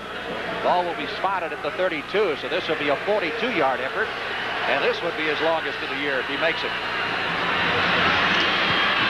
Flag is down. The kick is long enough. It is good. However, there's a penalty marker down in the field. Woodside drills it from 42 yards. The holder, Jody McCowan, who's the punter, really took a shot. Here's the referee, Vance Carlson. Offside against Florida. That obviously will be declined. They'll take the field goal. They want to think it over because they had a 4th and 9. They're thinking about, he says, wait a minute. He wants to check out the situation to see if they could change their 4th down. Florida, decline, field goal count. That was good by Oliver Luck. He wanted to make sure of the situation before he declined the penalty, so it is 13-0. Had they taken the penalty, they still wouldn't have had the first down. It would have been a 4th and 3. So Woodside, whose longest kick this year, 33, has now kicked them from 35 and 42. And West Virginia leads 13-0 with 34 seconds left to play in the first half. And going into this game, it was Florida with the strong kicking game as opposed to the Mountaineers, so you never know what's going to happen.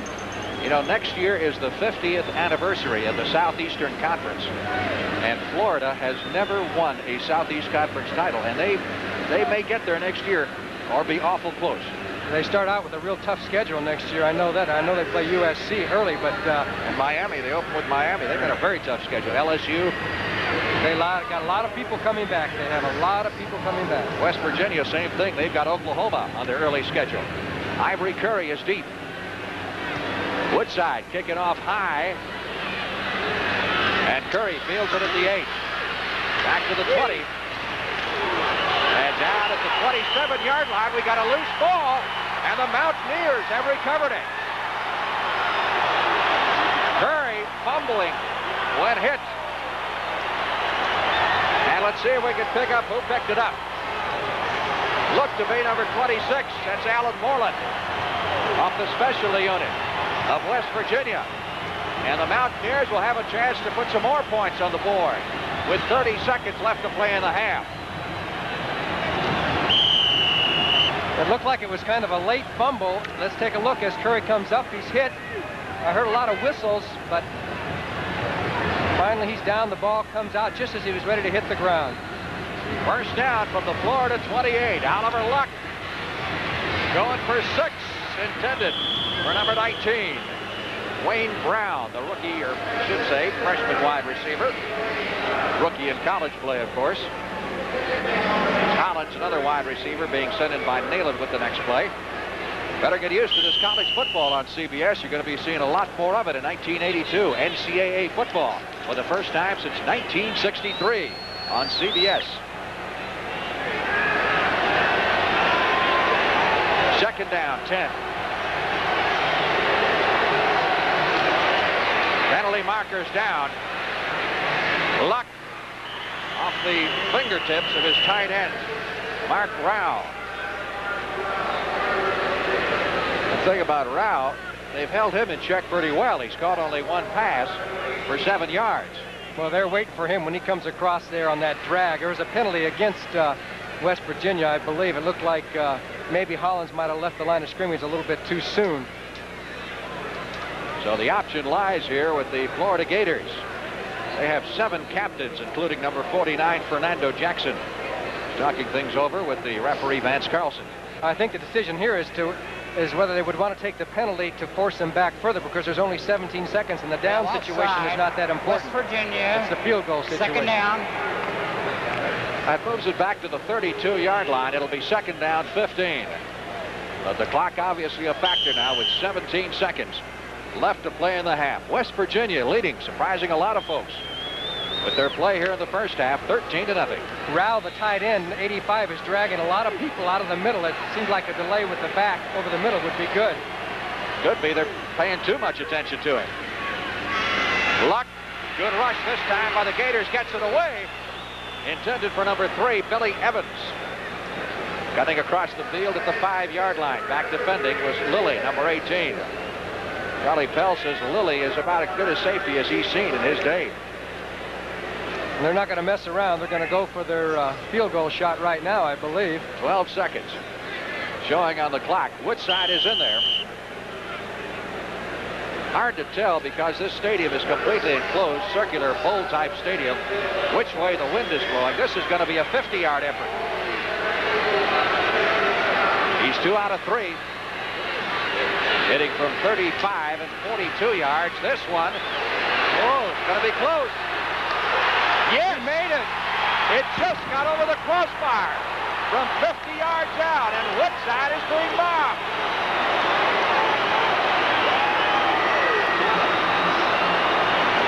What a half of football for Woodside.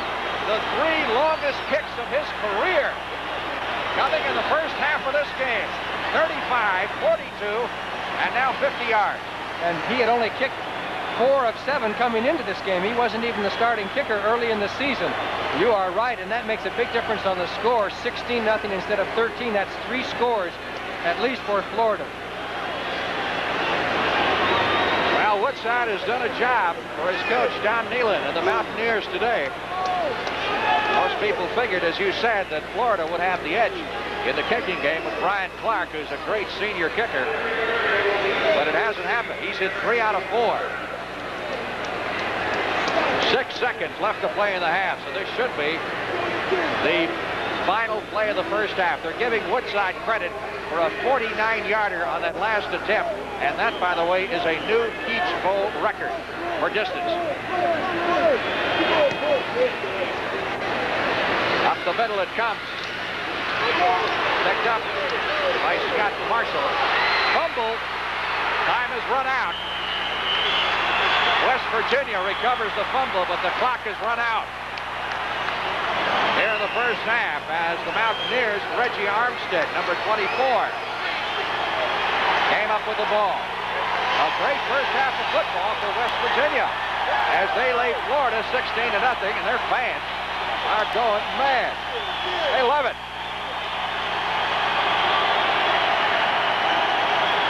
Now let's go down to the field. Dick Stockton and the West Virginia coach, Don Nehlen. It was never this much fun with Bo Schembechler, was it, in Michigan? Oh, yeah, it really was, sometimes. 2 years it's taken to bring Don Nehlen and the Mountaineers back into the bowl picture, and what a shocker it is. You're totally dominating this Florida club. I know in your wildest dreams you didn't expect it to be like this at halftime. What's behind it, Don? Well, I think our kids, came down here. A lot of folks didn't think we could play football, and, our kids kind of felt they could. But let me say this to you, this game's a long way from being over, because that's a great football team in the other locker room, and we're going to have to play better the second half. Score's 0-0 right now. Don, the conditions have any effect going into this game? It seems to me that Florida, team that likes to throw, a crisp team, not used to this weather, not to take anything away from your effort, a little tentative. What do you think? Well, I'll be honest, we were hoping for a little cold weather, and I didn't mind the rain, to be honest about it. I was happy they had the field covered, but, we like to throw as much as Florida, so we'll just have to wait and see. Hey, that's a nice walk-on field goal kicker you had, huh? I love him. Paul Woodside. Thank you, Don. See you later. Well, he's sky high, as his Mountaineer team is. A 50-yard field goal, 3 out of 4, as Frank Lieber has told you about, and Oliver Luck coolly and calmly has directed the West Virginia Mountaineers to a 16-0 lead over Florida in a game no one expected at this point here in the 14th annual Peach Bowl. Well, we'll return with halftime activities from the Peach Bowl after this commercial message from the Peach Bowl Committee. With Kemper. And by the U.S. Army. The Army, a great place to be, all you can be.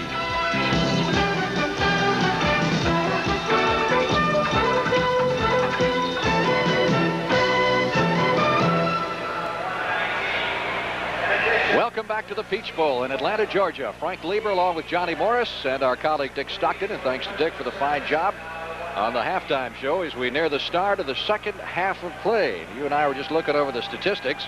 And there's actually a couple that jump out at you. That yard rushing statistic for Florida and also the turnovers. That's right, minus 12 yards for the Gators. So West Virginia has really shut down the running attack of Florida. And total yards, 148 for West Virginia, only 27 for Florida. That's in an entire half, so you can see how well the West Virginia defense has done. Look at the turnovers, 5 for the Gators, 1 for West Virginia. And if you just take a look at stats, a lot of times stats will tell you a story. Florida has fumbled 34 times this year, whereas West Virginia has fumbled only 16 times. And of course today, 4 big ones for Florida. So that's part of the story, and the West Virginia defense, and West Virginia is going to get the ball to begin this first half. Second half, I should say. Couldn't be the first half, could it? Couldn't very well. Start New Year's Eve a little early, aren't you, John?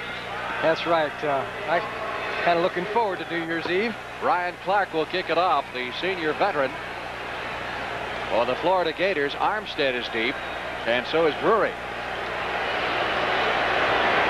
Willie Drury, who has been the prime kick return man for West Virginia, telling Armstead, let's keep it going now. This young man has not missed an extra point in his entire Southeast Conference career. 62 straight extra points, Brian Clark. This one goes into and out of the end zone. Touchback. So the Mountaineers will take over on their 20. Let's meet the members of the Florida defense. David Galloway, left defensive tackle, Tampa, Florida. Robin Fisher, nose guard, Satellite Beach, Florida. Will Harris, right defensive tackle, Winter Garden, Florida. Fernando Jackson, inside linebacker, Youngstown, Florida. Tom Wigman, inside linebacker, Jacksonville Beach, Florida. Alonzo Johnson, outside linebacker, Panama City, Florida. Wilbur Marshall, outside linebacker from Titusville, Florida. 1st and 10. West Virginia with the football from their 20. Mark Rowell, the receiver, latching onto that pass from Oliver Luck. Now let's take a look at the defensive backfield for the Florida Gators, who started the game. Bruce Vaughn, cornerback, Seminole, Florida. Ivory Curry, right cornerback, Miami, Florida. Sonny Gilliam, Miami, strong safety. Tony Lilly, free safety, Woodbridge, Virginia. Luck is now 9 out of 17. Charlie Fell hoping perhaps he's turned things around here in the second half for his Gators. On 2nd and 6, Conwell has another first down as West Virginia continues to grind it out. Dane Conwell, he's made a very big difference, leading rusher in this game in the first half with 43 yards in 10 attempts. First down for the Mountaineers at their 31-yard line. The field goal, by the way, by Woodside, the last one, the 49-yarder, not only set a Peach Bowl record, but tied a West Virginia school record. The old Peach Bowl record was 42, so he eclipsed that by 7 yards. 1st and 10 for the Mountaineers, who lead it 16-0. Flag down as it looked like Florida jumped offside. Walzak on the carry over the right side for short yardage out to the 33-yard line.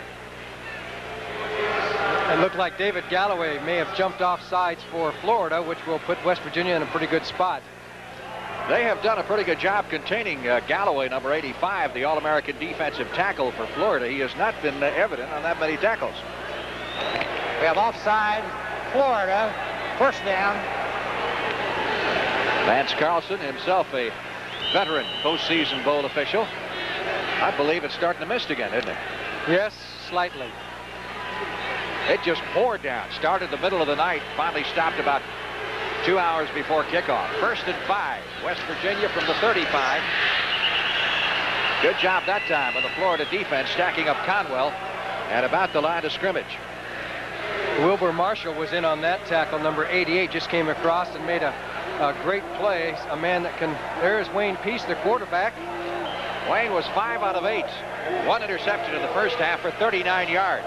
But never really got the attack going. The deepest penetration to the 22. That was set up by a turnover, and then the defense of West Virginia pushed the Gators all the way back to the 40 and handed the ball back to their offense. 2nd and 5. Luck. Wide open is Walzak at the 40, 45, 50. Walzak hurdles the tackler and is inside the 35-yard line. Mickey Walzak in his last regular season game caught 12 and has done a great job this afternoon. That's his 6th reception of the day. He has an option when he comes out on that play, and it was so open, he just turned around, and Luck hit him with the pass right away. There's a Mountaineer, and he's got to be happy. Watch Walzak, number 42, goes out. There had to be a mistake there in the defense for Florida because nobody was even over there, and he just dipped to the outside, made the grab, and turned off down the field, and West Virginia in scoring territory once again. Mickey Walzak, he is having quite a game. 32 yards on the play and a first down for the Mountaineers at the Florida Gators, 32-yard line. Evans in motion across the backfield. Luck handing off. And Erlen Becker inside the 30 to the 28-yard line. Number 20. There's a flag down on the field, and I bet we're going to see Walzak catch a few more out there in the flat because they have a real good pattern where he comes out, as I mentioned, and they give him the option of going out or in or stopping short, wherever the opening is as he looks at the linebackers, and it worked to perfection. Don't forget the mic, Vance. In motion, West Virginia, first down. Thank you, sir. Okay, he got it right. That'll cost him 5 yards. We saw those guys at the hotel, didn't we? I heard them about 3 o'clock this morning. That's right, and 4 and 5. Yes. And ad infinitum. West Virginia leading 16-0 early in the 3rd period. First down, 15. Mountaineers from their 30 or the 37-yard line of Florida. Conwell, the fullback, takes it down to about the 31. We were talking about Don Nehlen, the West Virginia coach. He not only was a head coach at Bowling Green, he was an assistant on Bo Schembechler's staff, which Dick Stockton alluded to, was Bo's chief recruiter. Did a good job recruiting Ohio for it. There he is. And he's got to be pleased the way his team is playing football. He has really turned the fortunes of the Mountaineers around the last couple of years. Former quarterback himself, and his record speaks for itself. And did you notice the last play they did counter back against the grain? They're making that go a little bit. 2nd and 10 from the 32-yard line of Florida. Oliver Luck, pressure. Breaking through was Roy Harris, number 99. The defensive lineman of the Florida Gators to trap him back at the 39. He's only been trapped 11 times this year. That's once a game. He was looking for Wayne Brown, who was covered down the field, so then he had to take off. And this is one of the few times that you're going to see Oliver Luck get sacked by Roy Harris, because Luck is so good at getting rid of the ball or finding somebody. He doesn't run all that much, but he throws those quick type patterns, and that time he couldn't find anybody, and he had to absorb the sack. Boy, you find them everywhere, don't you? 3rd down. And long. And Conwell is in at the line of scrimmage. So credit the Florida Gators defense with a good job. Robin Fisher, number 66, one of the 2 senior starters for Florida. Dave Johnson, the center, was trying to wheel him out, but Robin Fisher made the penetration and beat the counter play that time back against the grain. If Fisher had not made the tackle, that play might have gone for West Virginia. Gators, pretty good defensive outfit last year. They're not bad figures. 11th in the nation in total defense. McCowan to do the kicking. Ivory Curry with the fair catch at about the 12-yard line. And Florida will put it in play from there. Timeout, 10 minutes, 37 seconds left to play in the 3rd period. West Virginia leading Florida in the 14th annual Peach Bowl game. Holiday greetings from Budweiser.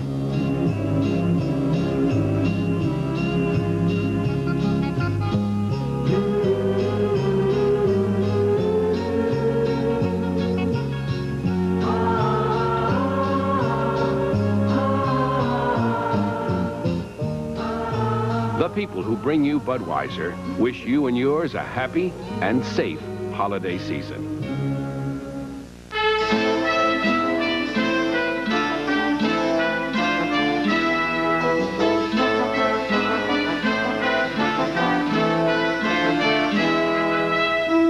To you and yours, the Kemper Cavalry, symbol of insurance from Kemper, extends the hope that the coming year be as bright as the new fallen snow.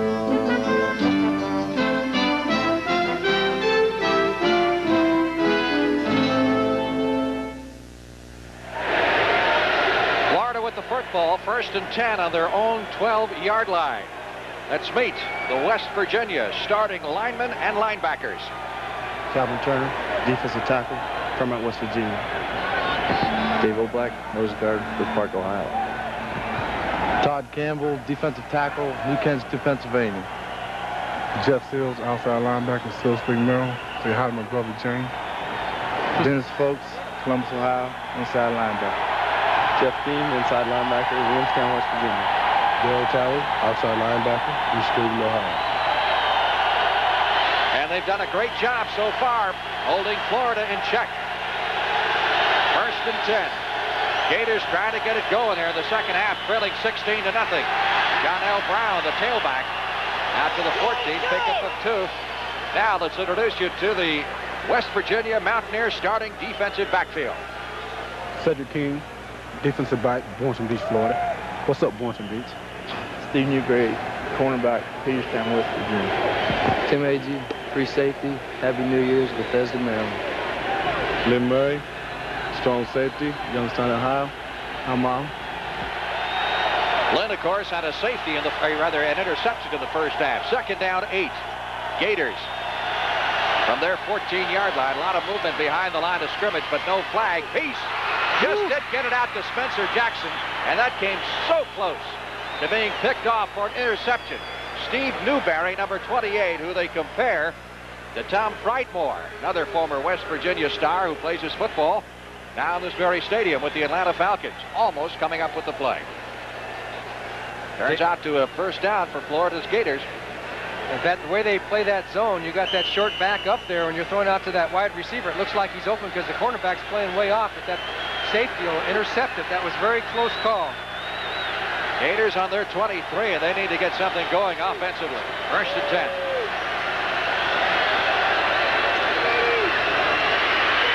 John L. Brown, a yard, maybe 2, and then jammed by the right side of the Mountaineers defensive line. Dennis Folks, number 50, a very active linebacker on the stop.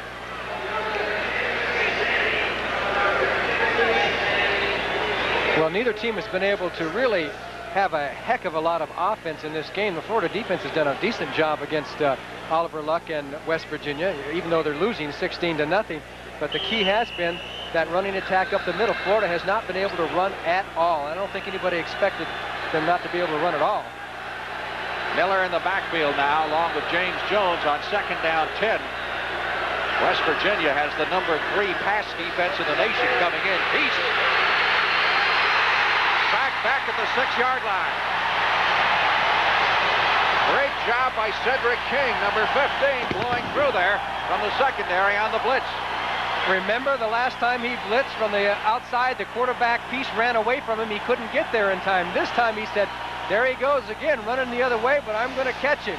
As Peace rolls out, couldn't find anybody, and you're going to see number 15 turned on the speed. It's like running a 100-yard dash, and he caught him and threw him down. Big play once again by the Mountaineers defense, and they have just bottled Florida right up. Ball is back on the 7-yard line. 3rd down, 25.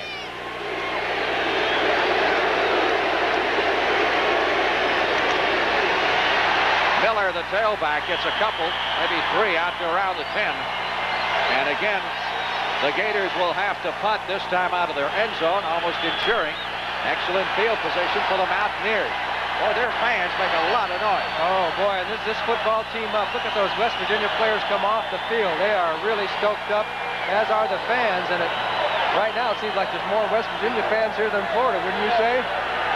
Certainly from the noise level. Of course, the Florida fans have not had that much to cheer about. Morakavich back to do the kicking. Drury and Armstead are the defense. Armstead with a fair catch signal at the 43-yard line in Florida's end of the field. It'll be first down for the West Virginia Mountaineers when we return. 33 yards on the punt. What's wrong with the computer? Tape drive. The Army's most technical skills are also the ones most in demand. But now if you qualify, there's a way to reserve the skill you want up to 12 months before you go in. It's called the Delayed Entry Program, and it guarantees you the training you want. Be all that you can be, 'cause we need you. Okay, it's up. In the Army.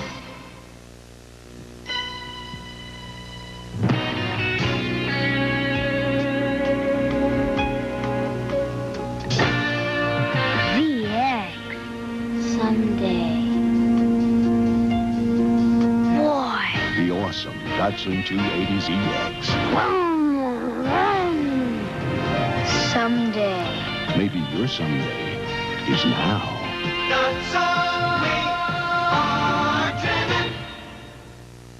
Two big shootouts in Dallas. Tomorrow, the Cotton Bowl. Bear Bryant leads his Alabama Crimson Tide against the Texas Longhorns. Then Saturday, the NFL playoffs, when the Tampa Bay Buccaneers sail into Texas Stadium to battle the high-flying Dallas Cowboys. The winner moves closer to the Super Bowl. Catch all the action here on CBS Sports.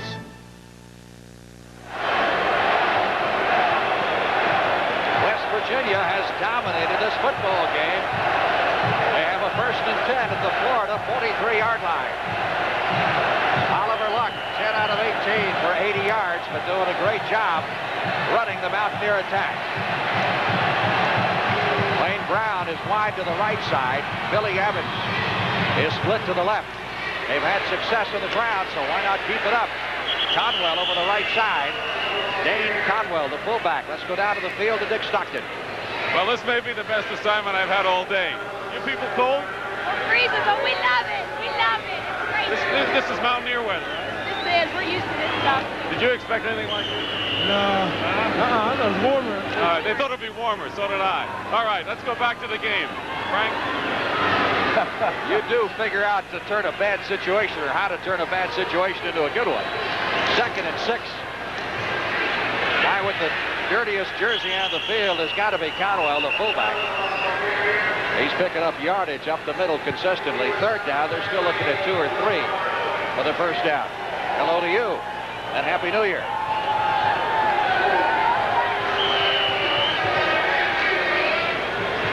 Gators just trying to figure out what in the world is going on. This is a team that plays excellent defense. In fact, it led the Southeast Conference in defense, allowing an average of 256 yards per game total. 3rd down, make it 3 for the 1st down. From the 36, Ollie Luck. He's an opening. Throws it cross field to Walzak. 30 and down to the 25. 1st down, West Virginia. What a great play by Oliver Luck, because Walzak is the man he was going to begin with. Yeah, it looks like he might have a sprained ankle. Walzak came out of the backfield with the option of cutting in or out and was covered well by the Florida linebackers. Then Luck proceeded to roll out, and Walzak kept going. He's been a great versatile back, Walzak. That'll hurt him. Okay, now you're going to see him looking for Walzak. Then he has to go out. Now Walzak will come right through your screen right here back this way. He throws it back to number 42, and they got enough for the 1st down. Great heads-up ad-lib play. Back to live action. 1st down from the 26-yard line. West Virginia continuing to grind it out. Curlin Beck, number 20, who came in at the tailback spot, replacing Walzak. Picks up around 5, makes it 2nd down 5. Fernando Jackson, number 49, to the stop. Well, I would say this is a big drive. They would come pretty close to putting Florida away if they score here.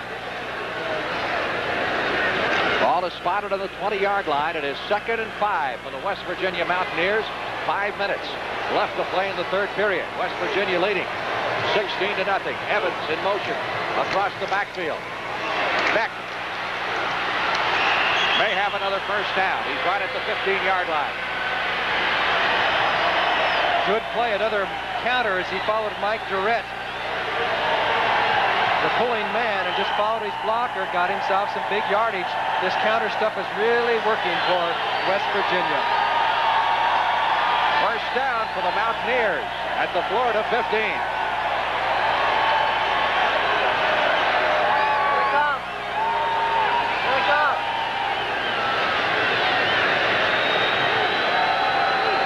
In motion this time, and they give it to the fullback, Conwell, to around the 13-yard line. Pickup of 2, maybe 3 yards in the play. Robin Fisher, number 66, on the stop for the Florida Gators. Oliver Luck set 15 West Virginia quarterbacking records. I would say that's not too bad of a career. Played some as a freshman, has been there a long, long time. How they got him out of Cleveland, how Cleveland and Ohio let him go, I'll never know. Wonder how he got by Ohio State, Michigan, and all the rest. 2nd and 8. Luck hitting Hollins inside the 10. Rich Hollins, the wide receiver, making the grab at the 8-yard line. They have to reach the 5 to pick up another first down. And this is what you call your just quick pop. 1, 2, 3, timing pass, throw the ball, hope he breaks the tackle. Hollins does not break the tackle because, of course, Ivory Curry was there, but they got a few yards. They've got Florida in a bind, a 3rd and 2 or 3, and you get a run or pass situation down there. So let's see if they, what they do with Luck on this. He has not been a rollout quarterback that much this year, but he has run more today. Beck, number 20, and Conwell in the backfield. 3rd down, 3. Ball is at the 7-yard line of the Florida Gators. And Florida is calling timeout, stopping the clock with 3 minutes and 9 seconds left to play in the 3rd period. Mountaineers lead it 16-0. I have a tension headache. Feels like someone is compressing my brain. Would you try extra strength Tylenol? You can't buy a more potent pain reliever without a prescription. I have to see what it does for me. Look at the difference in the amount of medicine in the leading pain relievers. Extra strength Tylenol has more pain reliever. I have to try it. No pain, no pressure. Extra strength Tylenol is a super product. Try extra strength Tylenol, aspirin-free, and you can't buy a more potent pain reliever without a prescription. This Bud's for all the guys who keep the action from getting out of hand. This Bud's for you. For all you do, the king of beers is coming through. Yeah, just for you, that distinctively clean, crisp taste that says Budweiser. For all you do. This Bud's for you. Some of your favorite stars with you on CBS tonight to celebrate seeing the new year. Happy New Year, America. Donny Osmond and Marilyn McCoo. At the Waldorf Astoria, Donnie Mills with the Times Square Ball, the Pointer Sisters with Les Brown in Vegas, and Mickey Gilley and the Urban Cowboy Band from Pasadena. Watch it tonight on CBS starting at 11:30, 10:30 Central Time. West Virginia Mountaineers driving for another score. 3rd and 3 from the Florida 7-yard line. Oliver Luck on the rollout, overthrowing the intended receiver. He was going for number 85, David Galloway. A correction, 85 is Mark Rao. Well, they got the situation they wanted. They had Luck out there on the rollout with nobody really bothering him. He threw on the run. It was just a little bit too much up and over as Rao was open. Woodside comes on to try what would be his 4th field goal of the game. He is 3 out of 4. He's already set a record from 49 yards. This will be a chip shot, 24 yards out. He's at the left hash mark. So it is somewhat of an angle. He drills it through. That young man has to be a strong contender for MVP in this game. 4 field goals in 5 tries. Timeout. We'll be back in just a moment. Believe it or not, if 9 out of 10 of these homes burn down, there's no guarantee they'll be totally rebuilt. Because rebuilding costs are rising so fast, even inflation protection may not cover a home fully. But now, Allstate's got the brand new home replacement guarantee. Get it and get your home built back just like it was, even if rebuilding costs more than you're covered for. Ask your Allstate agent about the new home replacement guarantee. For ideas that make good sense today, you're in good hands with Allstate. Mrs. Murdis? Yes? Singing telegram. This night will be unforgettable. This feeling so agreeable. Bob! It seems like nothing's impossible. You remembered our anniversary. This night is unmistakably steak and ale. The steak, the place, the feeling. This night is unmistakable. Are you surprised? Wait till you see what I've got planned for you. This night is unmistakably steak and ale. Are doctors preventing mothers from making baby care choices? Should midwives be allowed to hang a shingle? Going after the answers on the CBS Evening News tonight. Welcome back to the Peach Bowl in Atlanta. Paul Woodside has now set a new Peach Bowl record with 4 successful field goal attempts. The old record 3 set by Steve Bickemeyer of Maryland back in '73, and something we haven't mentioned, John. He's just a freshman. He's going to be around a while. A freshman walk-on, Paul Woodside, one of the heroes of this game. Hampton has replaced Curry as the deep man. Lorenzo Hampton fumbles it at the 1, brings it out to the 10, 20, and stopped at the 27-yard line. Scott Dixon, number 59, making the stop for the West Virginia Mountaineers. Looking at this future schedule, West Virginia opens with Oklahoma next year. And Maryland. They also play Pitt and Penn State and Syracuse. Florida still going with Wayne Peace. You know, Bob Huco has had some good games for this team in the past couple of years, too. They might want to try a little change if things continue this way. First and 10 from the 27-yard line. Peace has not been able to get the offense going. The intended receiver was Howard Akers, number 6. And moving up on him quickly was Don Stemple, number 35. Come on, Dale! Second and 10. A hurry-up offense here. 2 minutes, 45 seconds left in the third period. And Florida trailing 19-0. One back, and that's Jones. Peace. Incomplete. Catchable throw. And let's go down now to Dick Stockton. Another good assignment. This is Amy Sermons, who's 18 years old and the Peach Bowl queen for 1981. Tell me a little bit where you go to school briefly and how you feel about being queen of the Peach Bowl. I go to Berry in Rome, Georgia, and we're having a great time this week. This is the most memorable Peach Bowl I've ever had, and I'd like to thank the Waycross Lions Club for sponsoring me. All right, congratulations to you. On third and 10, the pass intended for Jones. From Peace, incomplete, and again Florida will have to punt. By the way, our director, Larry Cavallino, was one of the judges in the Peach Bowl contest, so his duty hadn't been all bad this week either. Yeah, he resisted. He really didn't want to do it, really but he decided to go ahead and do it. That's him there in the lower right-hand portion of your screen. You know, and getting back to this football game for just a second, things have gone from bad to worse for Florida. Laura Cabbage running away, kick is high and a little bit short.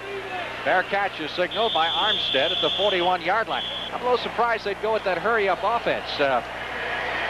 2 minutes and 23 seconds. There are the other, the runners-up. There's producer David Dinkins. I think he just put that mask on. He's going to get us now. We better get back to this football game in a hurry. Okay, West Virginia now, I'm sure, going to try and control the ball. First and 10 from the 41-yard line.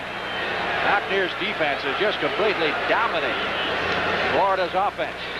Walzak, who twisted his ankle earlier, right back in the game, picked up 5 out to the 47-yard line. Florida simply can't stop him. Florida defense is so geared to swarming. They have those fast linebackers. They play out of the 5-2, which is really a 3-4. And they always just go with the first action that you have. 1, 2, 3 quick steps. And boom, by that time when they come back against the grain, it's hard for them to react. And that's been the main success. And I hate to keep repeating it, but that was the 5 yards right there. That's why. On 2nd and 5, they stay on the ground. Again, Walzak for the first down into Florida territory, dragging tacklers with him down to the 42. Tony Lilly finally made the stop. I got my most valuable player ballot here. I think I'm going to put Walzak's name on. He's really impressed me. Well, I couldn't disagree at this point. I could not disagree. He's done a great job in this football game. He and Woodside certainly have truly been outstanding for West Virginia. First and 10, Mountaineers on the move at the 43-yard line of the Florida Gators. Walzak this time in motion. And Conwell gets the call. Inside the 40 to the 39. How's this for a way to open 1982? Miami, Southern Cal, Mississippi State, and LSU. That's Florida's opening schedule next year. Charlie Pell's going to find out real quick if he's got a top 10 team or not. Here's the roster breakdown on these two teams. And particularly notice Florida. Just 2 seniors on that club. That's among the starters. 2nd and 7. Ball is at the Gator 40-yard line. Luck. Little swing pass out to Walzak. Nice cutback to about the 34.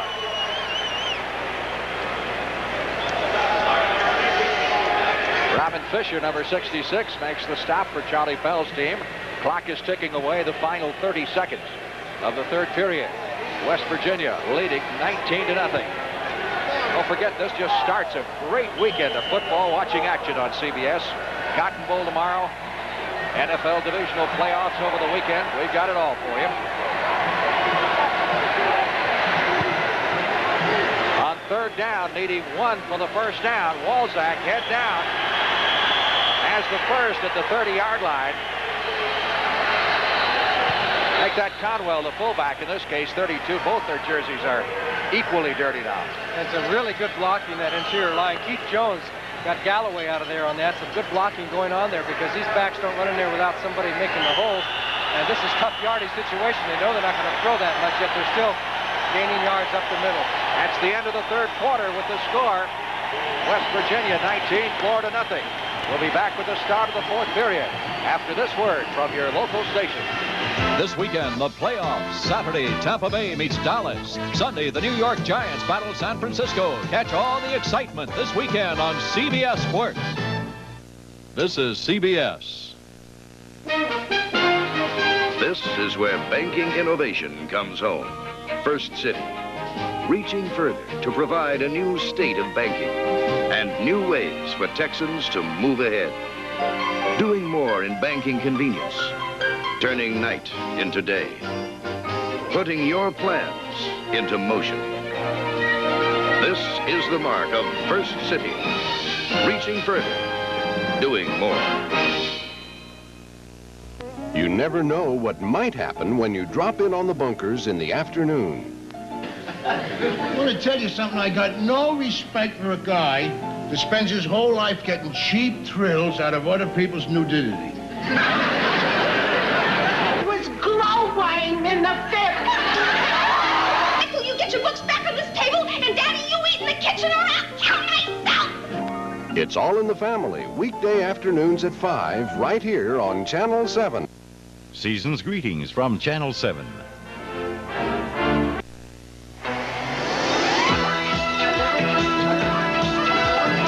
The Peach Bowl has been sponsored by Datsun, who invite you to see all the exciting new 1982 Datsun cars and trucks at your Datsun dealer today.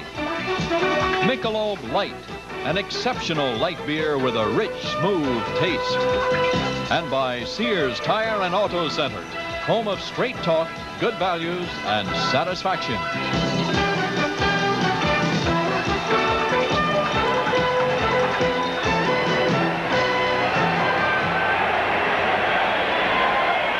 Dick Stockton and Johnny Morris. Frank Lieber back at the Peach Bowl in Atlanta, Georgia. As we start the fourth period of play, West Virginia dominating throughout, leading 19-0. And the Mountaineers with a 1st and 10 at the Florida 29. Look at that time of possession. They've doubled Florida's possession time. Mullins in motion. And we get some contact prior to the snap involving Dave Johnson, number 57, the West Virginia center. Johnson is an interesting story. The offside against Florida. He was a fine tight end. Had knee surgery. Doctors say he couldn't play end anymore, but he could play center. And so he's turned into an outstanding center. We have encroachment. Florida, first down. Well, you find that centers have a big job in there, but it's usually within a range of 5 to 6 yards around the center of the action there. He does not have to pull out and run somewhere too often, and I can see why he's able to do that. 1st and 5. West Virginia now at the 24-yard line of Florida.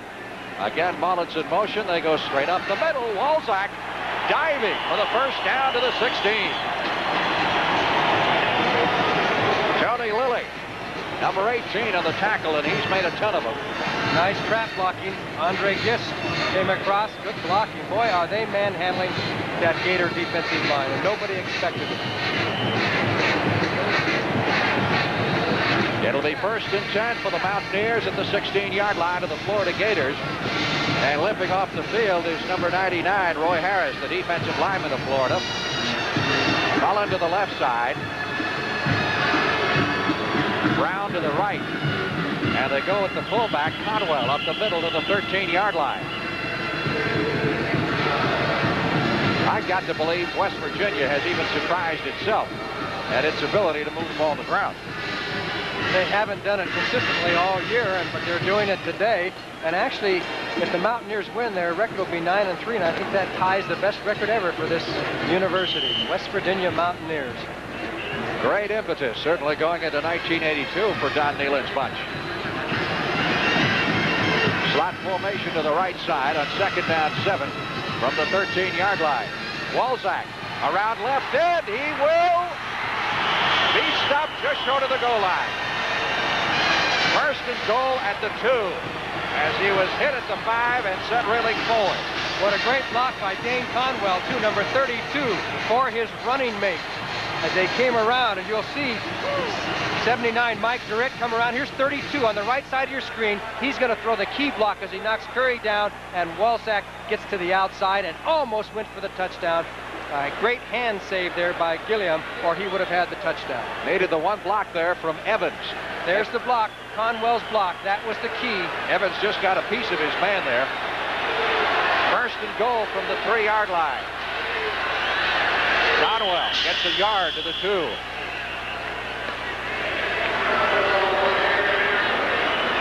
Who said the Mountaineers couldn't run the football? I mean, all year you'd think it would have come out a couple or 3 times, and it really didn't very much all year. I don't know. The way Luck has been throwing it, they haven't needed the run that much. That's right. One thing Don Nehlen says is that he's gone, you know, he had a good quarterback, good receivers, and he's gone with his personnel, and that's one of the reasons they left the running game, because they did so well passing. But if there was more to this season, he'd have to change his philosophy and go back the other way a little bit. Second and goal from the 2-yard line. Conwell to about the 1. And it'll be 3rd and goal from that point. West Virginia Mountaineers have rushed for an average of 137 yards per game. Their leading rusher is Beck with 460 yards. That's the leading rusher. That's not too many yards for your number 1 rusher. 3rd and goal from about 1.5 yards away. Oliver Luck, the West Virginia quarterback. Collins in motion. Conwell, touchdown. Walzak off the option. There's another surprise play. Oliver Luck runs an option play, which he has not done too much. Pitched out to Walzak, and it was a touchdown into the corner of the end zone. And I think West Virginia may have put this game away. It was a beautiful play, nicely executed for a team that hasn't run that type. You're going to see Luck actually spins around, comes back the other way.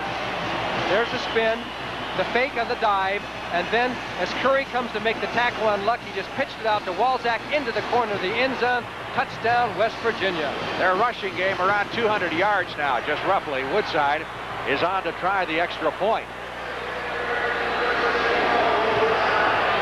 McCowan on the hold, and the kick is good.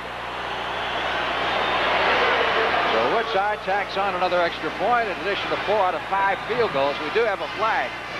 That may be against Florida because it looked like they might have roughed the holder. Somebody came flying through there.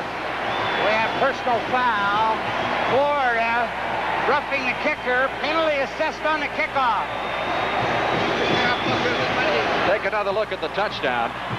Spin, fake of the dive to hold him for just a second. Luck with the pitch just as he got clobbered by Curry. Excellent play. The timing was perfect. They ran it just like the coach puts it up on the blackboard. Great afternoon for Walzak, who has rushed for 42 yards and caught 8 passes for 75. When you're coaxing up oil from 2 miles down, you don't waste a single drop. Neither does my Datsun diesel. The 1982 Datsun King Cab Diesel. More mileage than any gas-powered truck. And more cab room than any compact diesel. Datsun, you sure make it tough on your competition. I like that. Datsun Diesel. From one top customer to another, we are driven. Come on, one more. No. The championship of the entire civilized world. I'll pass. And a Michelob Light. I'll serve. Would good friends really go at it this hard just for a beer? Well, consider it's Michelob Light, and that means a rich, smooth taste you can compare to any beer you like. I thought you were tired. Nope, just thirsty. Michelob Light. Compare the taste. There's the book on the West Virginia scoring drive. Again, moving the ball easily. 59 yards in 9 plays. And Walzak going the final yard. The penalty on the extra point a moment ago against Florida is being assessed here prior to the kickoff, which means that Woodside's going to be able to kick it off from the Florida 45 when it rains and pours. Well, he ought to kick a little squibber or even an onside kick. Even if they didn't get the onside kick, they'd have him back at the 35-yard line or so. It might be worth a shot at it. What the heck? Great thrill for this walk-on freshman place kicker who set a Peach Bowl record. Kicked the 3 longest field goals of his career today, and 4 out of 5. Lorenzo Hampton downs it in the end zone. We'll go down to the field to Dick Stockton. Frank, this may be the last game for Gary Tranquil, who's the offensive coordinator at West Virginia. He's been the only candidate who's been interviewed twice for the vacant Navy job. George Welsh has left. He worked under Welsh before at Navy and was assistant at Ohio State before coming to West Virginia under Don Nealon. He worked for him at Bowling Green. So Gary Tranquil, 41 years old, could be heading for Navy. He's done a fine job today. Back to you. Well, if I was Navy or anyone else, I think I'd be impressed by what I've seen of his work today. He gets an A+ for today's action. Absolutely. 1st and 10. Florida Gators from their 20-yard line. Florida sticking with Wayne Peace at the quarterback position. Jones out to the 23. Peace, the sophomore, 6 out of 12, but has been held pretty much in check. And you notice Florida now going with the hurry-up offense. Time certainly a factor, trailing 26-0 with 11 minutes and 40 seconds remaining. Fumble. Peace fell on it behind the line of scrimmage at the 20.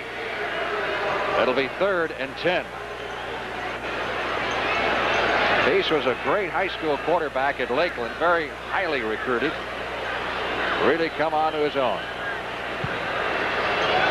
We have 37,582 in attendance. They sold over 50,000 tickets. They're right in the area. A lot of folks, because of the bad weather, decided to sit this one out. Peace going long, intended for Jackson, and it's picked off. Intercepted by Jim Agee, number 44. Yet another turnover, and West Virginia takes the football at their 45. We've got a flag back down around the line of scrimmage, so hold everything. It's going to be against Florida, which will be declined. It will be West Virginia's football, and Peace had Spencer downfield open, but he just couldn't get enough mustard on it. Everybody was able to react and get back, and Agee made the interception. So the Mountaineers get the football once again at their 39-yard line, their jubilant bench. Everything is going right for West Virginia today, and to their credit, they've made it go right. Florida was favored by 8 points coming into this game.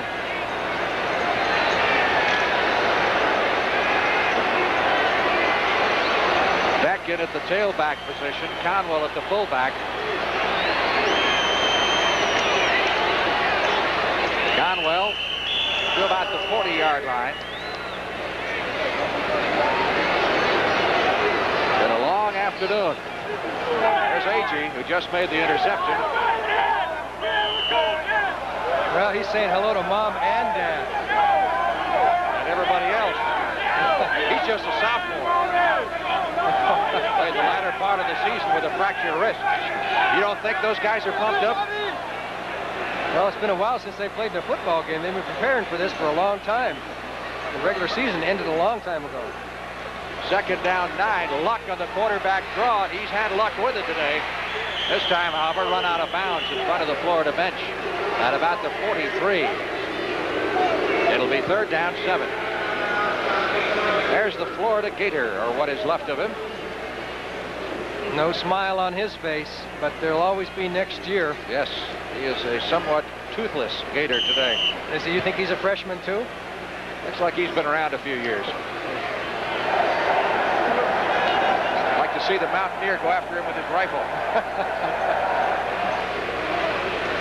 Mountaineers have done a bit of gator hunting. There's Coach Nealon of West Virginia.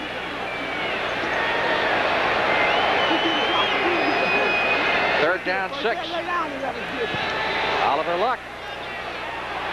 Fine catch at the 50-yard line. Doing a good job of protecting the ball is Mark Rao, the tight end, number 85. Rao, prior to the season, set a goal for himself, 20 catches. Yes, you can see him. He gets jammed at the line of scrimmage, but comes across there, finds the open spot, and makes the grab.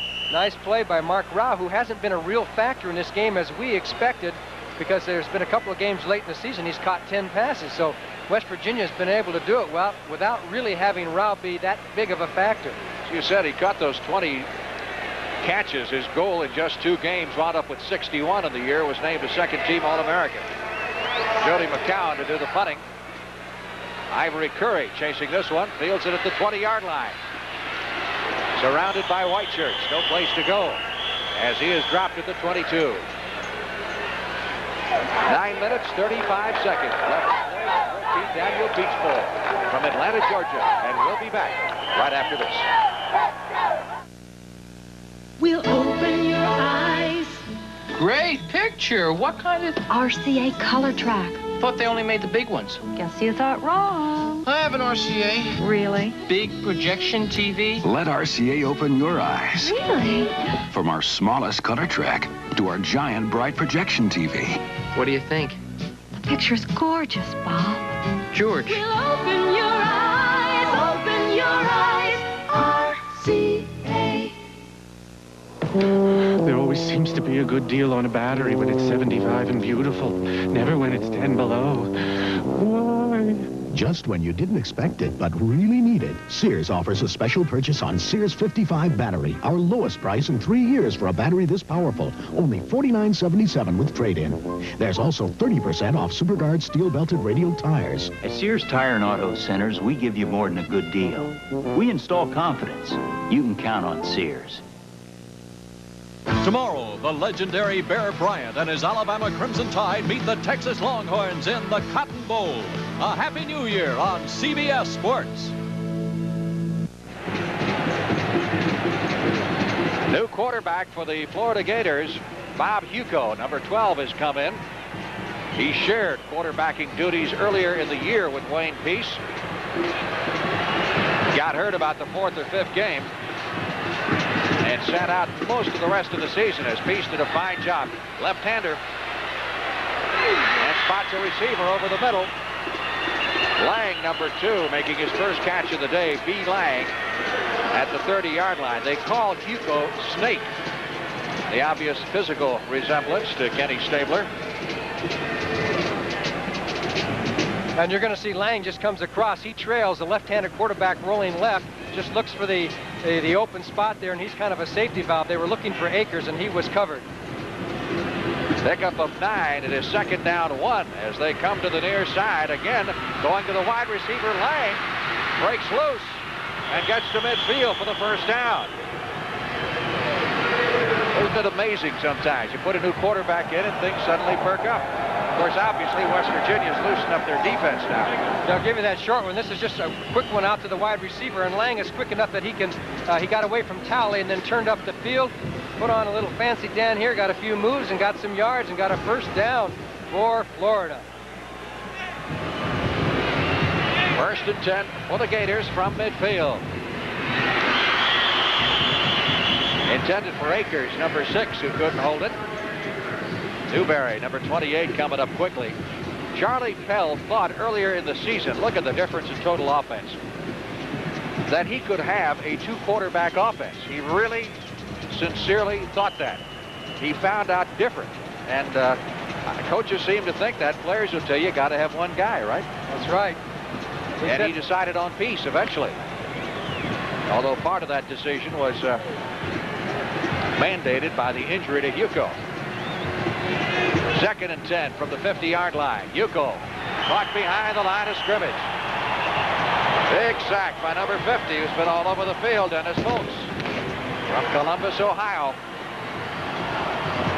Well, that shows you a little speed and quickness to get through there, because that was a quick pop pass that wasn't open, and by the time he had a chance to react to go somewhere else, there was folks in there for the tackle. So look at this. Florida usually scores quite a bit in the second quarter. They scored zip in the second quarter. In fact, they've scored zip all afternoon. What a tribute to West Virginia's defense. Can't say it enough. 26-0. It is third down, 10. Gators from the 50-yard line. Blitz. Yuko looking for Lang downfield, but he'll never get it away.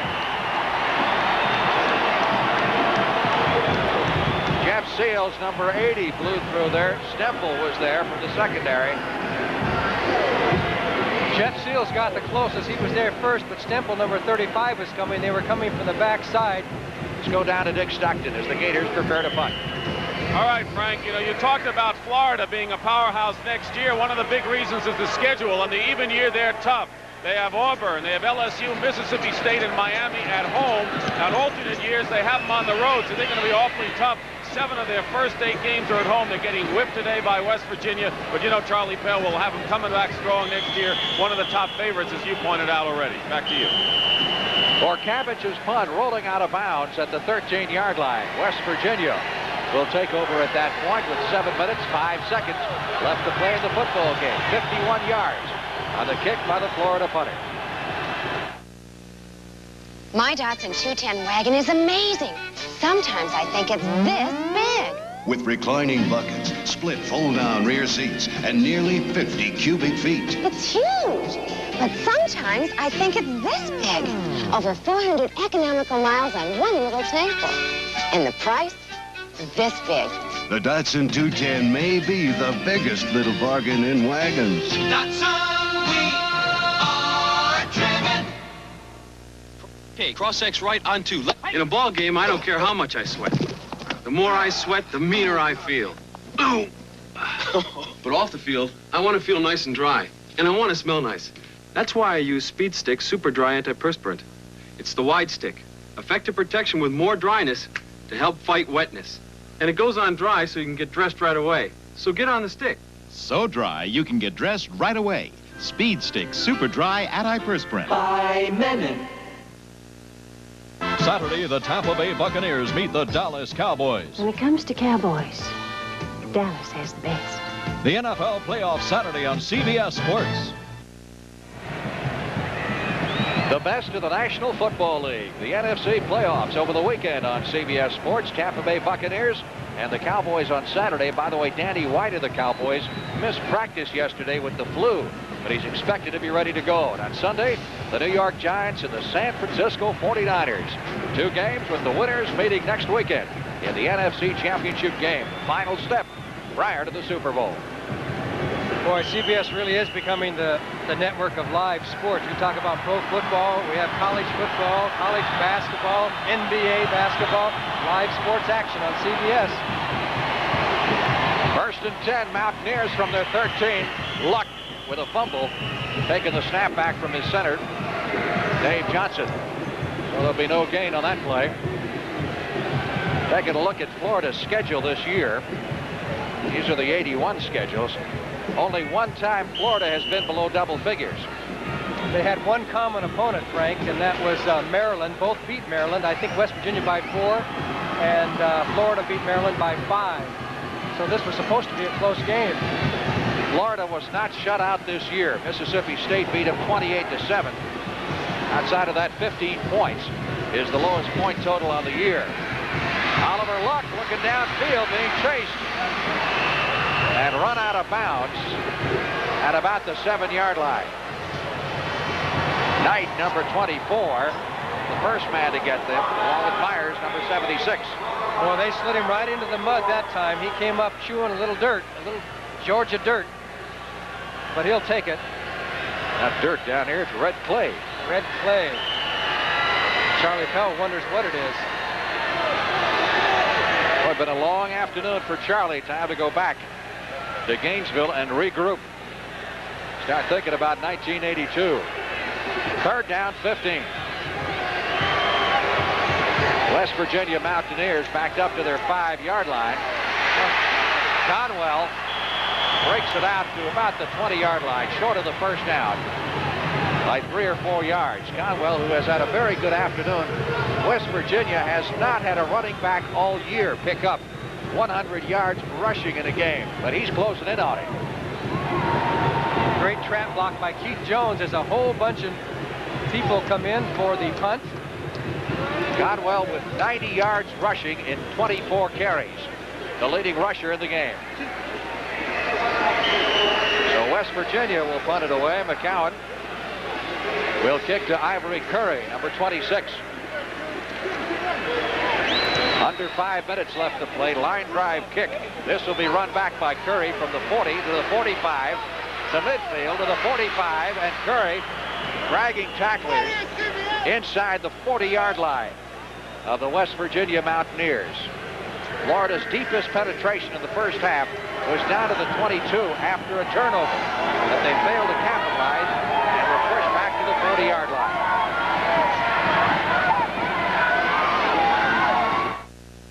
Why do 100,000-mile flyers choose United? I travel the world helping people who think big is bad. But when it comes to the planes I travel on, the bigger the better. And because United's the biggest airline in the land, they're plenty big enough to have more of these roomy wide bodies than anyone else. So if you like wide bodies as much as I do, call United first. You'll be in great shape. People who fly for a living fly United's friendly skies. How about Michelob Light for the winners? Sure, but we get mighty thirsty.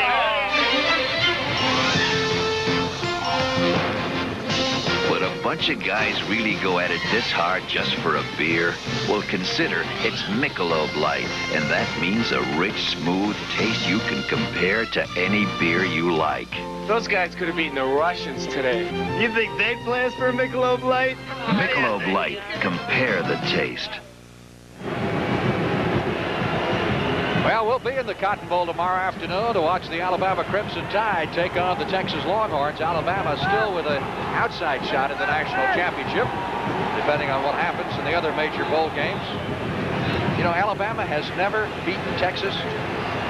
No, I didn't know that. Yeah, Bear Bryant has beaten Texas once in his coaching career, and that's when he was at Texas A&M back in the mid-50s. Florida with a first down at the West Virginia 40-yard line.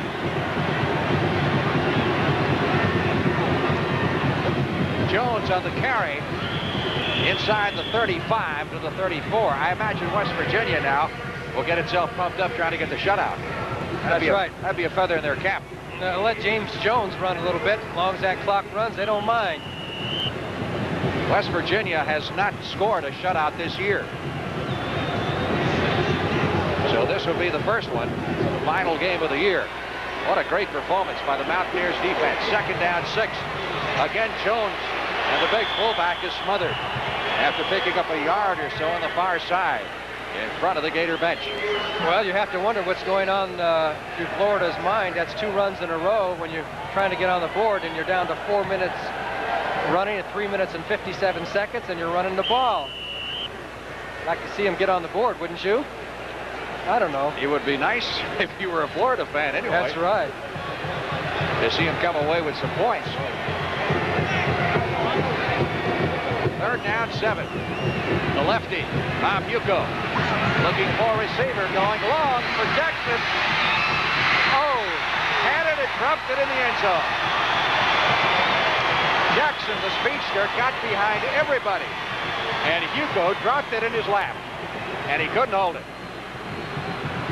He got it down there far enough. Plenty catchable. Spencer Jackson right up and over the shoulder. And you're going to see it hit him right there. He should have had it. Not an easy catch, but Spencer Jackson knows that he should have caught the ball. Pretty good throw by Hugo under the run, having to throw that far downfield. Lynn Murray, number 2, was back there defending. It is 4th down and 6. Florida Gators at the 35-yard line of the West Virginia Mountaineers.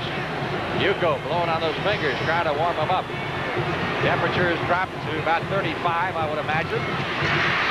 That'll keep the drive going. The pass over the middle as Dennis Folks puts the hit on Dwayne Dixon, number 83, who is the brother of Hewitt Dixon, the former Oakland Raider. 3 minutes, 25 seconds left. First down at the 22-yard line of West Virginia. One running back, and that's Jones, number 30. Bucco trying to put some points with the board. He's got a man open in the end zone. Touchdown. Chris Faulkner, number 80, the tight end, makes the catch, and the Gators finally get on the scoreboard. Faulkner, who is the outstanding player of the year last year in the Southeast Conference, and then this year was hit with all sort of injuries. The newcomer of the year. And he just went down the field, split the zones. He'll go fake to the right. He knew where he was going to throw. He was his primary receiver. Turn around, turn back, left hand, look for Faulkner. He split the zones right in between them with a perfect pass. As you can see, the defenders were on the right and left, but not right in the center where Chris Faulkner was. Touchdown, and he can run about a 4.6 40 for a big man at 240 pounds. That's moving him out. He's played guard. He can play a lot of positions. He's big and fast. He's a junior. Last year was the Southeast Conference consensus all-conference tight end. And this year, of course, slowed by injuries and replaced a good part of the season by Mike Malarkey. He'll go for 2 on the extra point try. Bucco looking for a receiver. Akers did not get across. Howard Akers, they say, was stopped short of the goal line. So the 2-point conversion fails by Florida. Boy, it looked pretty close to me. Akers just from the inside slot position just bended out to the sidelines. And let's see if that ball got over. We got a flag down anyway. Ooh, it looked like it was in to me. Number 26, Alan Moreland on the tackle, but they're going to get another shot at it. Penalty's going to be against West Virginia. And we'll get the call here from Vance Carlson, the referee. So they'll get another try at the extra point. I did not see what the call was, but the preliminary indication was against West Virginia. 3 minutes, 3 seconds left to play in the 14th annual Peach Bowl football game here from Atlanta's Fulton County Stadium on a very wet, chilly afternoon. Fortunately, we haven't had any precipitation to speak of since the game has started.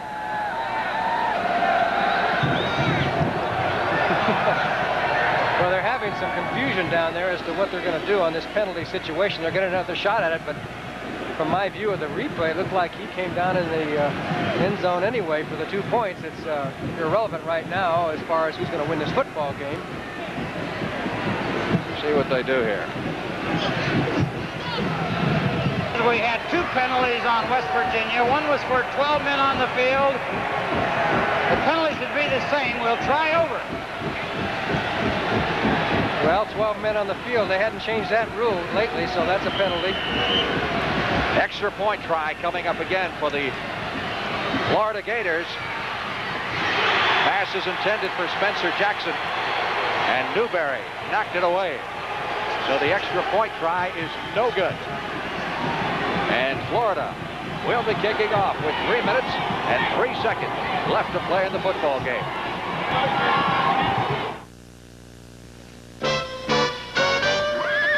$6,000 acres, nearly as many chores. My 3 Datsuns are a match for anything. They go anywhere, 4x4. Roomy King Cab. And my Datsun Little Hustler. Hauls as much as some standard pickups and gets better gas mileage than all of them. Tough and thrifty, like me. From one top customer to another, we are driven. Come on, one more. No. The championship of the entire civilized world. I'll pass. And a Michelob Light. I'll serve. Would good friends really go at it this hard just for a beer? Well, consider it's Michelob Light, and that means a rich, smooth taste you can compare to any beer you like. I thought you were tired. Nope, just thirsty. Michelob Light. Compare the taste. Frank Lieber with Johnny Morris and Dick Stockton here at the Peach Bowl in Atlanta as the Florida Gators prepare to kick off to the West Virginia Mountaineers. They trail by a score of 26-6. these youngsters have had a good time during their visit to Atlanta. And this will tie West Virginia's best record ever at 9-3. Brian Clark, it's got to be a disappointing way for Clark to close out his career with the Florida Gators. Truly one of the outstanding place kickers. It was touched, offside, free football. And coming up with it was Willie Drury, number 48 for West Virginia. So the onside attempt fails by Florida. And the Mountaineers have to run out 3 minutes worth of clock. And they've got themselves a victory. They're third in 4 tries at the Peach Bowl. Bob Huco, the backup quarterback, providing the 6-pointer on a 20-yard throw to Faulkner. And Huco's been doing pretty well. I wonder if Charlie Pell is saying to himself that maybe he should have gone to Huco earlier. Charlie doesn't want another quarterback controversy to start the new year, that's for sure. West Virginia going to put it on the ground, try to run off some of that clock time. Conwell now has a chance to become the first 100-yard rusher for West Virginia. He's got 91 and 25 carries. Dwayne Peace wound up with 6 completions in 13 tries for only 47 yards. Gators turned it over way too many times. 4 fumbles lost in the first half. 2nd and 9. That's Beck, the second-string tailback, driving out for another first down at the 49-yard line in West Virginia's end of the field.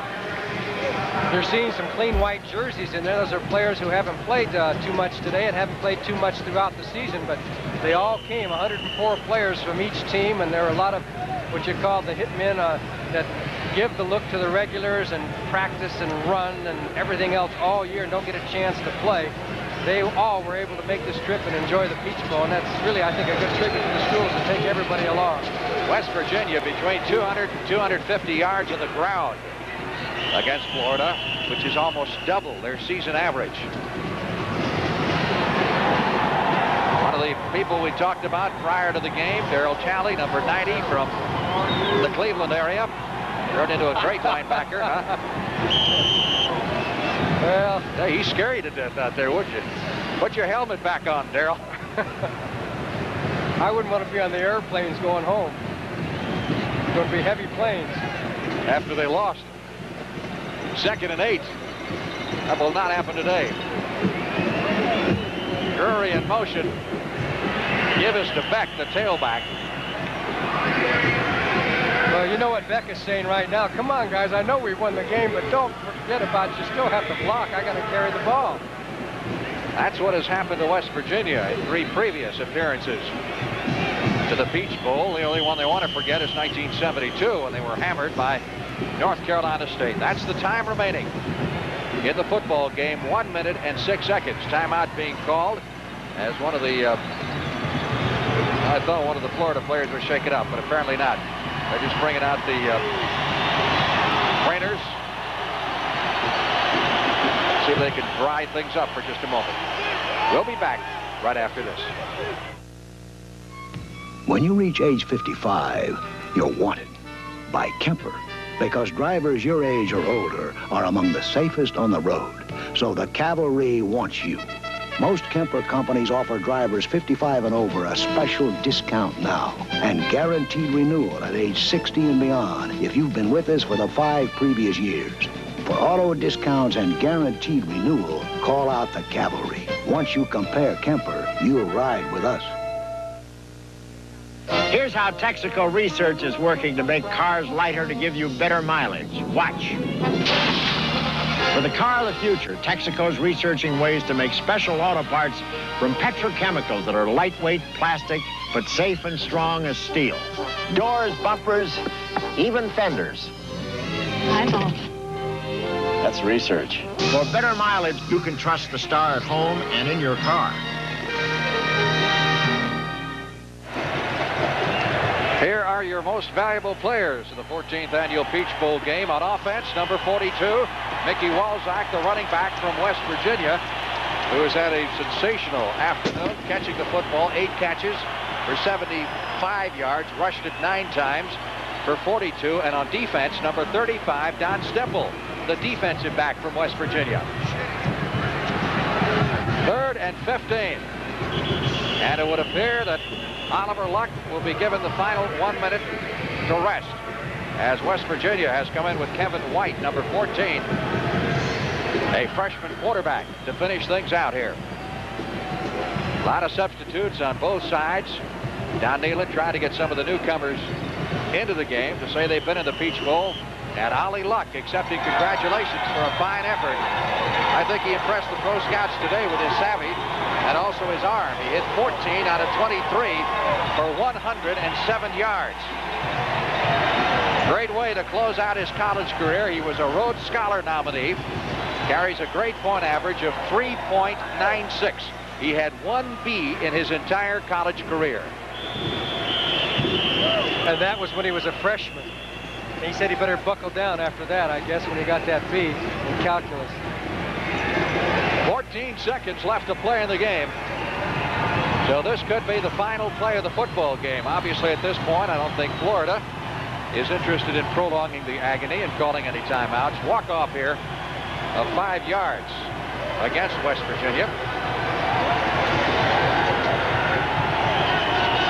Got to be impressed by the Mountaineers. Of course, you can't give out a team MVP, but if you did, I think it would have to go to the West Virginia defense. They have done some kind of job in shutting down a very high-powered Florida attack. McCown in to do the punting. Ivory Curry watches this one bounce. Takes a Florida hop and is down at the 34-yard line. That'll be time for one more play. The executive producer of today's game was Kevin O'Malley, who is in Dallas for the Cotton Bowl game and will be joining up with Kevin tonight. Today's game was produced by David Dinkins Jr. and directed by Larry Cavallina. The associate producer was John McDonough. Great job by these gentlemen in bringing you the telecast of this 14th annual Peach Bowl game. A lot of people worked very hard behind the scenes to put one of these telecasts together. We're going to have one more play, and you would have to imagine they're going to throw the ball way downfield, but those West Virginia players don't seem to care much on the sidelines right now. Last play of the game.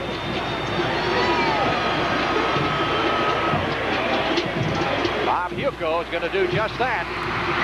A bullet down the middle. But that's it. As the pass is completed to Mike Malarkey, number 82, the tight end at Nehlen, or Don Nehlen, I should say, gets a ride off the field from his West Virginia team. What a job they did preparing to play Florida. They were an underdog in this football game, and they completely dominated the contest, beating Florida 26-6. First meeting ever between these two schools on the gridiron. And I believe there'll be a little celebration among the Mountaineers tonight in Atlanta. There's celebration going on all over the state of West Virginia right now. It's been a good game for West Virginia. And as you said, Frank, it was a defensive dominance of Florida that made the difference, and some pretty good strategy on offense. Not great offense, nothing explosive, but they attacked and approached the Florida defense the correct way to take advantage of Florida's quickness and try and counter that with misdirection type of plays, and it all worked. So you have to give the offense and defense a lot of credit for West Virginia. Let's go down to the field now. Dick Stockton with the victorious coach, Don Nehlen. Charlie, we've been talking about next year and what kind of great schedule you have, but this was really a shocking loss for you today, and I'd like to know what explanation you have. Well, it was a disappointing loss. First thing, I thought West Virginia ran the ball better and more times than we anticipated. The other thing is Coach Nehlen had his team better prepared. Our offense never got off track. We didn't have but one drive against them, then we ended that with a turnover. I just think they had a better prepared football team today, and that's my fault. Well, let me tell you something. It's game of you to say a thing like that. I got the feeling watching the pregame warm-ups that your team came down and say, well, this isn't really our kind of weather. I think West Virginia said maybe it's an equalizer. They hit you right off the bat on defense, and they carried the ball the first time they had it, and they never let it go. They got the momentum early with our mistakes, and like you said, they never let up. Our players just, they were better prepared than we were, and I thought Coach Nehlen did an outstanding job on getting a running game going for their team. I thought that was the biggest difference of their ability ability to run against their defense. Charlie, you had a good season nonetheless, and I know you're looking forward to great things in 82. Sure. We've got good football players, and I'll do a better job myself. All right, thank you very much. Charlie Pell of Florida. Let's go right upstairs to Frank Kleber. And Charlie indeed is a class act. He's got a big year to look forward to in 1982, losing just 2 senior starters, and the Gators are a team to be heard from. We introduced the victorious coach a moment ago, Don Nehlen, and Dick Stockton's got him with him right now. Well, there's a happy coach, Don Nehlen. I have to say that Charlie Pell said he wasn't as prepared as you got your team prepared. You got the momentum early. You went from there. Obviously, defense was the name of your game today, Don. Well, defense has been great for us all year. You know, nobody thought we could win except us. Our football team knew they could win. A lot of folks didn't think we could, but you know, it really doesn't matter about those other guys. It's our team. And I think this is our finest hour. We played as well today as we have all year. What about your long-lost rushing game? You couldn't find it all year, and what happens? Here it is in the Peach Bowl. We had to come down to Atlanta. They say this is a great town. I found my rushing game. Did you bring the weather with you? Well, you know what? For us, this is pretty good weather. Weatherman cooperated beautifully. I got to give you a lot of credit because you were definite underdogs against the Southeast Conference power. You're an independent. You didn't have the toughest of schedules. You played teams not with their best people necessarily all year, and that you won against your toughest foe of the season, I think, along with Pitt and Penn State, and you really took it to them, and you never let up, and that was a mark of your club and your staff. Well, thank you very much. Our coaches did a great job, and, you know, our football team's like a family. We really stick together, and I'm so proud of these guys, you can't believe it. Just a super year for us. Done a great job in 2 years. It brought West Virginia back. Well, thank you, and we plan on getting a little better. All right, Don Nehlen, coach of West Virginia, and it has been quite a day for the Mountaineers, and they're still celebrating as their band is going full force.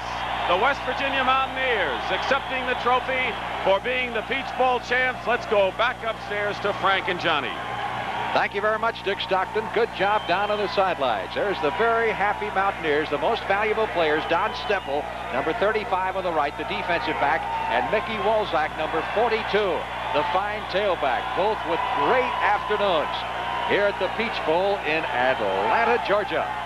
Big victory for the West Virginia Mountaineers, who wind up 9-3. And Don Nehlen really has turned the program around in the space of just a couple of years. I think he's got some good things to look forward to next year as well as Charlie Pell.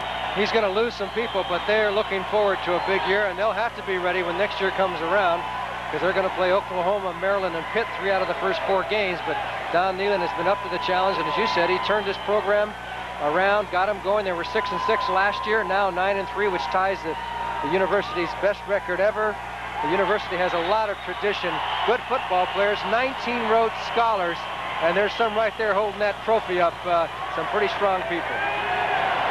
Well, our thanks to the Peach Bowl people for all of their fine hospitality. You know, the proceeds from this game go for a very worthwhile cause, to the Lighthouse for the Blind. This is Frank Lieber for Johnny Morris and Dick Stockton saying so long from the Peach Bowl. Once again, the final score, West Virginia 26 and Florida 6. Remember to be with CBS Sports tomorrow at 2 Eastern for the Cotton Bowl, where number 3 ranked Alabama takes on number 5 ranked Texas. And Saturday at 12:30 Eastern Time, the NFC playoffs heat up as the Tampa Bay Buccaneers